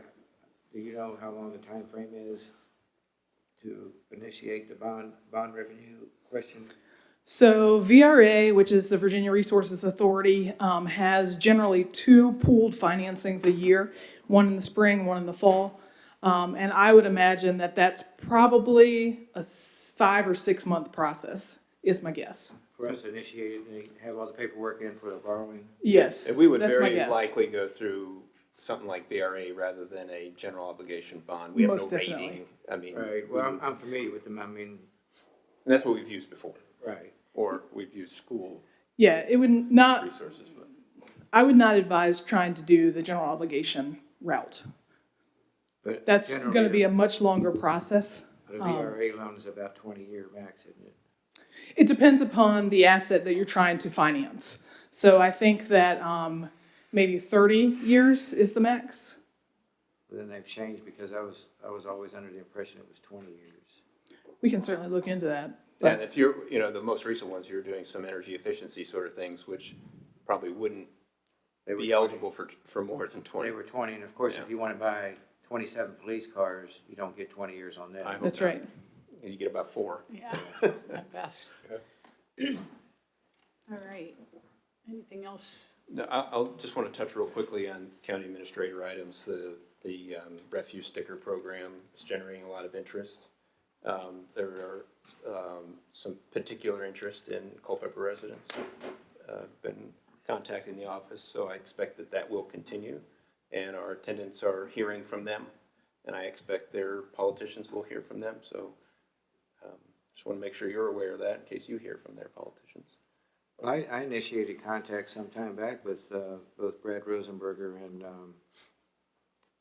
the newer fellow that's got the Catalpa district, Bates, I don't know. I think. I'm sorry. I did reach out to Mr. Egerton and let him know that we finally pulled the veil off of this that I've been telling him about for a while, so he might hear from people, and he thanked me for that. Thank you. But Gary was telling me earlier that you did talk to them and say, hey, can we work something out? Oh, yeah. Well, I told the board. Do you want, yeah. And to your point, it would be interesting if they come back and say, hey, we're interested in using your dump. Yeah. That's all I wanted to cover. Thank you. I had a question on this latest one you had, September 22nd, where you and the chair met with Warren County about the. Right, so Chester Warren County actually has not yet signed their half of the agreement, and so they asked for a meeting, and we met with them. It's on their agenda tomorrow. I expect it'll be approved. They had some questions and concerns about workers' comp insurance, and so we went through all that exercise. We do have that's all locked down, and had our insurance people talk to them. We also have the VFIS accident sickness insurance covering those people as well. So I think it's really just had to work out, and hopefully everything will be smooth tomorrow. And we're told that they intend to, their approval would be retroactive. Where your approval was in advance of the fiscal year, theirs is a little delayed. I think they've been occupied with some other things. Just a little. I don't keep up with what's going on over there too often, but so do we know what the ratio is going to be? It's still 60-40. That we did talk about that a little bit. Should it just be EMS? Should it be EMS and fire? Should station fills count? And my discussion was that, you know, it really doesn't work well for us if they're calling for a Company 9 asset to go sit at their Company 1 in the middle of Front Royal, because it's out of position for us. And I understand they may have 2 houses on fire or something like that, but it's really not a good use of resources. And so they understood, and they, I think, agreed. And they may still do that in a very rare circumstance, if everything's depleted, knowing that we have assets that can shift too. You know, mutual aid is important. I mean, one night we had an accident on Viewtown Road, and Amosville was already in Warrington on a call. Sperryville came down to Amosville. So it's, but I understand. But just to have an ambulance sit in the middle of Front Royal doesn't make a lot of sense when we're trying to share that both sides of the mountain. Right, I appreciate that. So, do you know what the number of call ratio is, though? Is that pretty close? Well, it's 60/40, but it was when we did the math before July, could have shifted a little bit, but. That's pretty consistent. They had some, it is over the last couple of years, they had some, and that excludes Fauquier calls, which is none of the above, which was about, I think, 10. They had some further statistics of calls that Chester Gap was running in their Warren County first due as opposed to their Warren County second, third, whatever. And that was pretty surprising how often the Chester Gap ambulances having to run through their first due to their second due to backfill whoever else, because they're running all around. So that's part of their broader conversations. They're trying to figure out how can, you know, how do they better staff up countywide. Yeah, they mentioned they're getting ready to do a study as well, I think. Yeah. And we said, good luck. Yeah. Get one of those on With the the shelf. clearing or with someone No, else? they're like a JLN type thing, you know, and, so, good luck. Yeah. Thank you. I think it's, All right. You good, Mr. Fraser? I think so, yes. Building permits and stuff, it's interesting to see the drop compared to previous year. Yeah, Ms. Smith had asked for the additional details, and staff there has been updating these charts, and you can see that things are lower than last year. We're the blue year now. Monthly plan reviews is overall down. Inspections, it varies. You know, we were high, then see where that is. Yep. And then you can see total homes quite a bit down. I mean, I have to believe that has something to do with, you know, interest rate market. And the price of building. Other you think the price of building is just ridiculous. Right. And then commercial permits, it seems to be down. But I think it's good data to track. Yep. But, you know, our number of commercial things is not very big, so a couple can sway those charts. I know, and it is possible to be too data heavy, but hearing about the workload in the office, I find these numbers to be very informative. Absolutely. All right, moving into matters presented by the board. Mr. Fraser. I may pass. I don't have anything written down, but I may think of something. Ms. Smith? There was reporting that we had discussed with Mr. Polster before he left, that we were requesting to see call reporting, not just in a general sense, but who and when and where. And there was some discussion about how to format that reporting before he left, but I don't remember seeing any reports generated. And I know that there's a discontinuity there because there was a change in staff. We did talk about this a little bit in the Public Safety Committee meeting. We're very challenged on the reporting and the way our system works with multiple volunteer companies, with multiple companies backing up companies for first tone, second tone, dual dispatch, single dispatch, makes it very complicated to then take the data that comes out of the computer-aided dispatch system and make it valuable. And what was happening is Mr. Polster was doing an incredible amount of handwork. And it's really just not sustainable. So we've been trying to find a way to automate that more and have brought in a staff person to do that, who is a paramedic, because you have to know the information to be able to parse the information. Sure. And I'll just say it's more challenging than we could have thought. So kudos to Sean for doing what he did, but we're still trying to get that straight. Okay. And all I can do is say Lieutenant Jenkins and Darren have been working hard on that with the other staff, and I know he consults with the chiefs from time to time to try to find the best way to get we don't want to do hours and hours of work unless there's value added. Right. But we want to do the right amount of work to get the right value out of it. Sure. So they're struggling with that right now. And it's a shame the CAD system doesn't have a way to do it, but it's Well, just too any many. CAD system would be very difficult when you're doing what we're doing. Yep. You know, and it's not that what we're doing is wrong, it's just the way we do it. And we're fortunate to have all these redundancies, all these companies, but, you know, so your second, it gets toned out twice or three times, and then, so yeah, you've reached out and touched three different companies, and by the third time, the first company's gotten out of bed because, you know, that's how life works. And they've now finally got to the station and they're going to the call. So then what does that mean for 2 and 3 who are also maybe heading to the call or didn't, you know, never responded to the third call, but they didn't have to because the first one is on the way. So is that bad or good, or it's just complicated? I really think anything that we can do to alleviate pressure from our chiefs so that they can help schedule their resources. We would love for them to cooperatively do that. I know there's some reluctance. Some companies do it, others choose not to.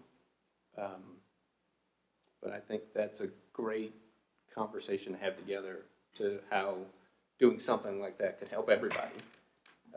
And like Chief Summers says, just in their organization, it helps an individual know that they can go home and have a drink tonight and just, they're off and relax and not worry about it. And that can happen on a kind of a company basis too, if it really push came to shove. And if you could have confidence that somebody else is going to pick that call up at 2 in the morning. Sure, I mean, it really should be going on. I don't know why it doesn't, but I know that there's some reluctance. I don't know all the reasons why. The morning at about 7 o'clock, I think the pager goes off and people are announcing what crews they've got on for what period of time. Yeah, that is helpful, and yeah. more have taken to do that. And then there'll be the 8 o'clock announcements where dispatch will identify who is staffed, who's not, you know, which companies are staffed for this or that BLS or ALS, or so at least you have some idea. But then, you know, we have situations where the hospitals are 35 minutes away, so if you have a call, you might be totally off, out of service on that call for an hour and a half or more. So somebody else is stepping up because most of our companies aren't really capable of staffing 2 ambulances. Some can. I just knew that we'd had that conversation earlier this year, and I didn't want it to fall away. No, I think the Public Safety Committee, there's definitely an interest in solidifying data, and at least just for the average citizen, I think just understanding what on-scene response times are. So that's kind of a key metric that we would want to glean from reliable, consistently compiled data. So I think we all agree it's an important area we need to tighten up. And then I brought you all handouts from the Carver Center open house last Thursday, which was great. For folks that aren't aware, that's a commercial kitchen. It's a great resource for people that may want to cater or have food trucks.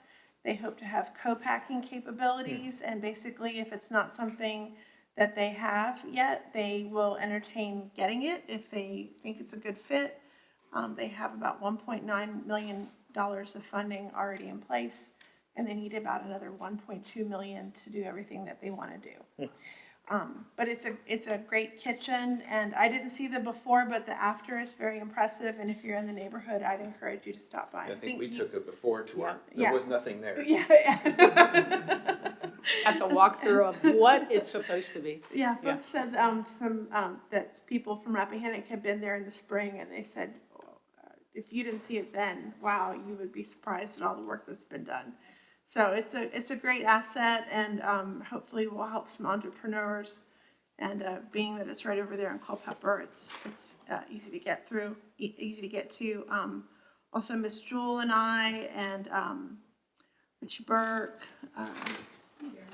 Darren Stevens, and Roger Jenkins all attended the Blue Ridge Committee up in the park on September 21st. And that was a beautiful evening to go up there for that meeting. And the focus of that meeting was public safety in the park, or the role of safety providers in the park. And in a nutshell, please let me know if I'm forgetting anything, but they have like half a dozen people providing assistance in what's essentially a small city in the park. And they face the same concerns that we do, in that it's very difficult to hire people and it's very difficult to retain them. There is a surprising amount. I would say I was surprised by the amount of crime and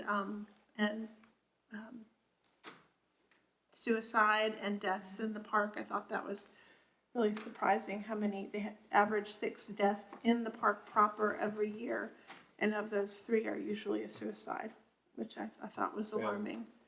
They are working on memorandums of understanding for communications, which they'll transmit to the sheriff, and then working on other Yeah, I think we've actually already signed one here. MOUs with y'all for other things as well. So that was a great night, and learned a lot, and look forward to the next one. I do wonder, part of our agreement in building the chimney monument down in Sperryville was also the construction of an interpretive kiosk, for lack of a better word, that tells the story of what the monument there means.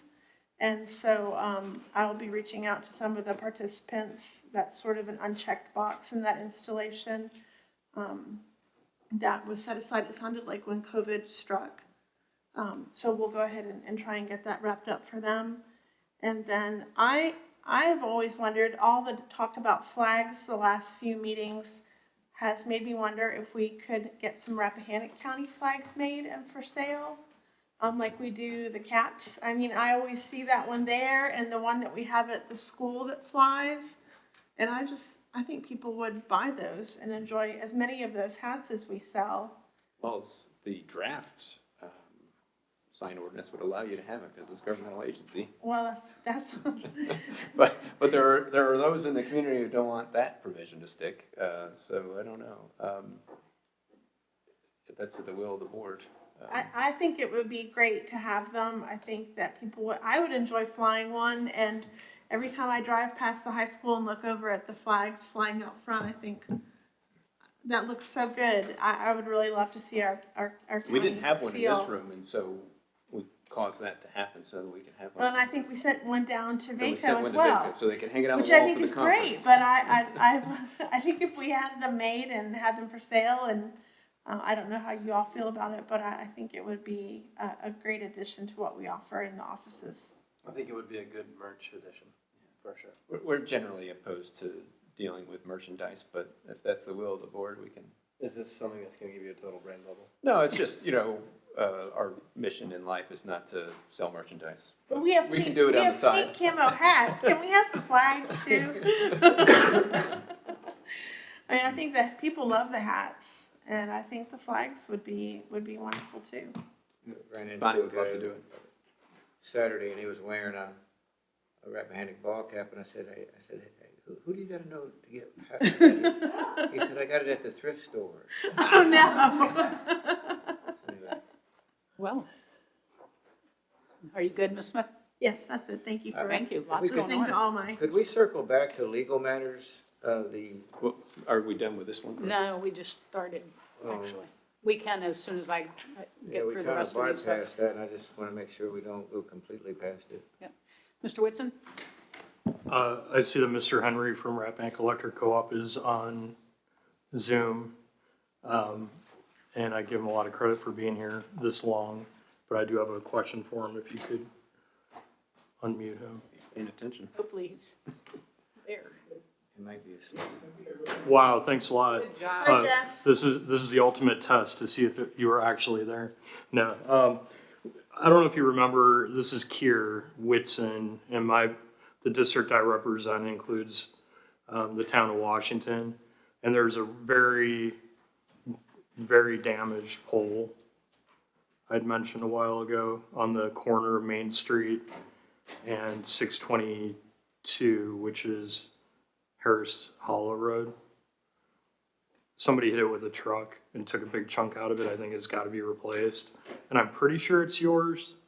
I just don't know if someone could take a look at that.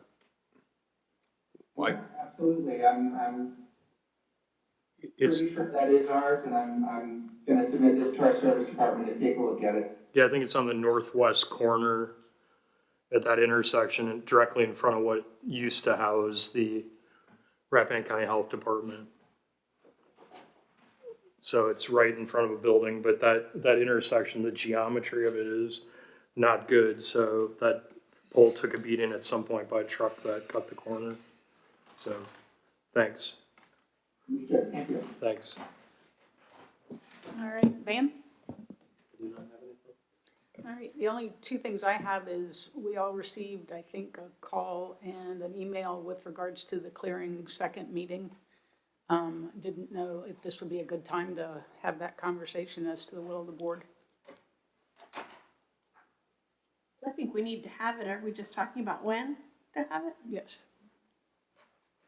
Well, I'd like to make sure everybody agrees that we should have it, but then is it going to be as planned before, or what's the best route forward on this? Well, what I do know is that there are a lot of people involved, and when you plan for a lot of people, it's difficult. So I would expect it to take a little bit of time to find another date. And I think one of the things I asked the clearing to do before is to reach out to the companies and say, pick your two people, but we can't, once you get this table too big, A, it's hard to get people scheduled, and B, how does anybody have time to talk if there's 50 people around the table?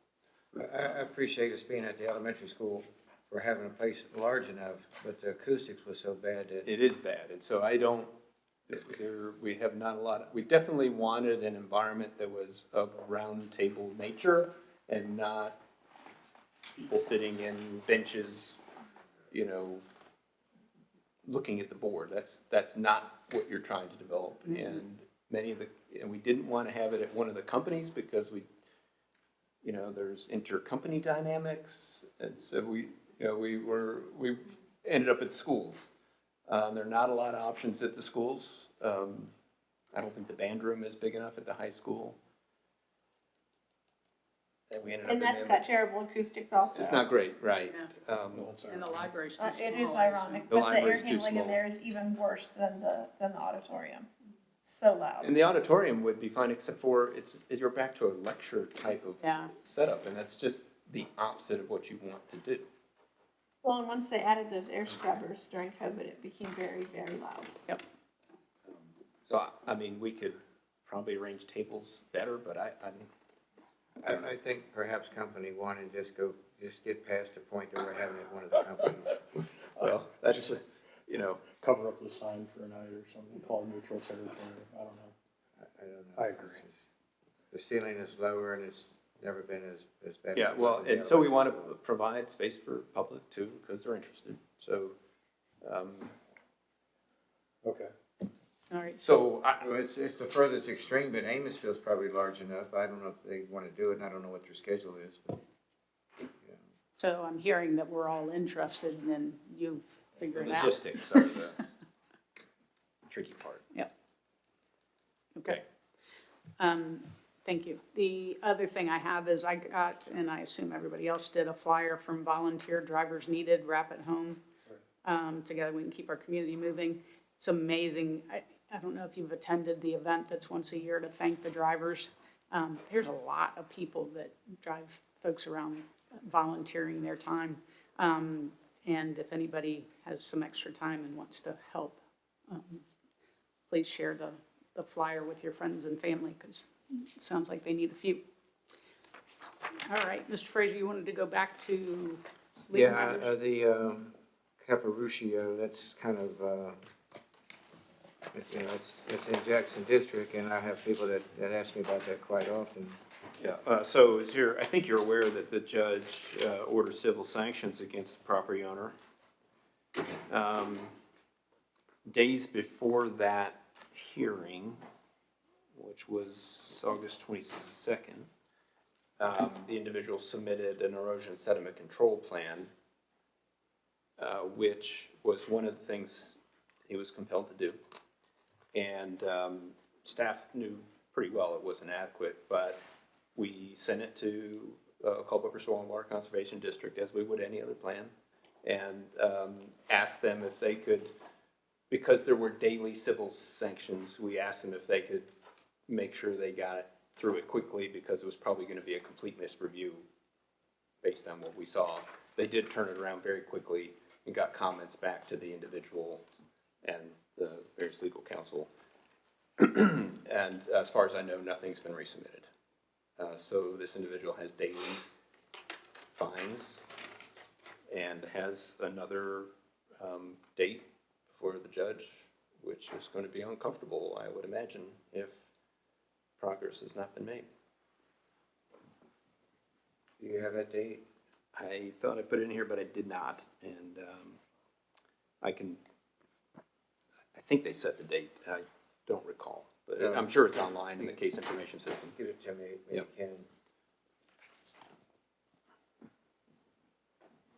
All right. Anything else?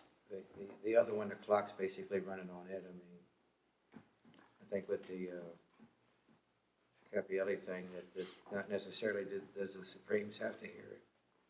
Yeah, I think their panel will review it, and then we'll find out if they're even going to hear it. It's kind of out of our bailiwick anyway. Recess until 7? Sounds good. Thank you. Good. Thank you, everyone. Thank you. Thanks for hanging out. Yeah.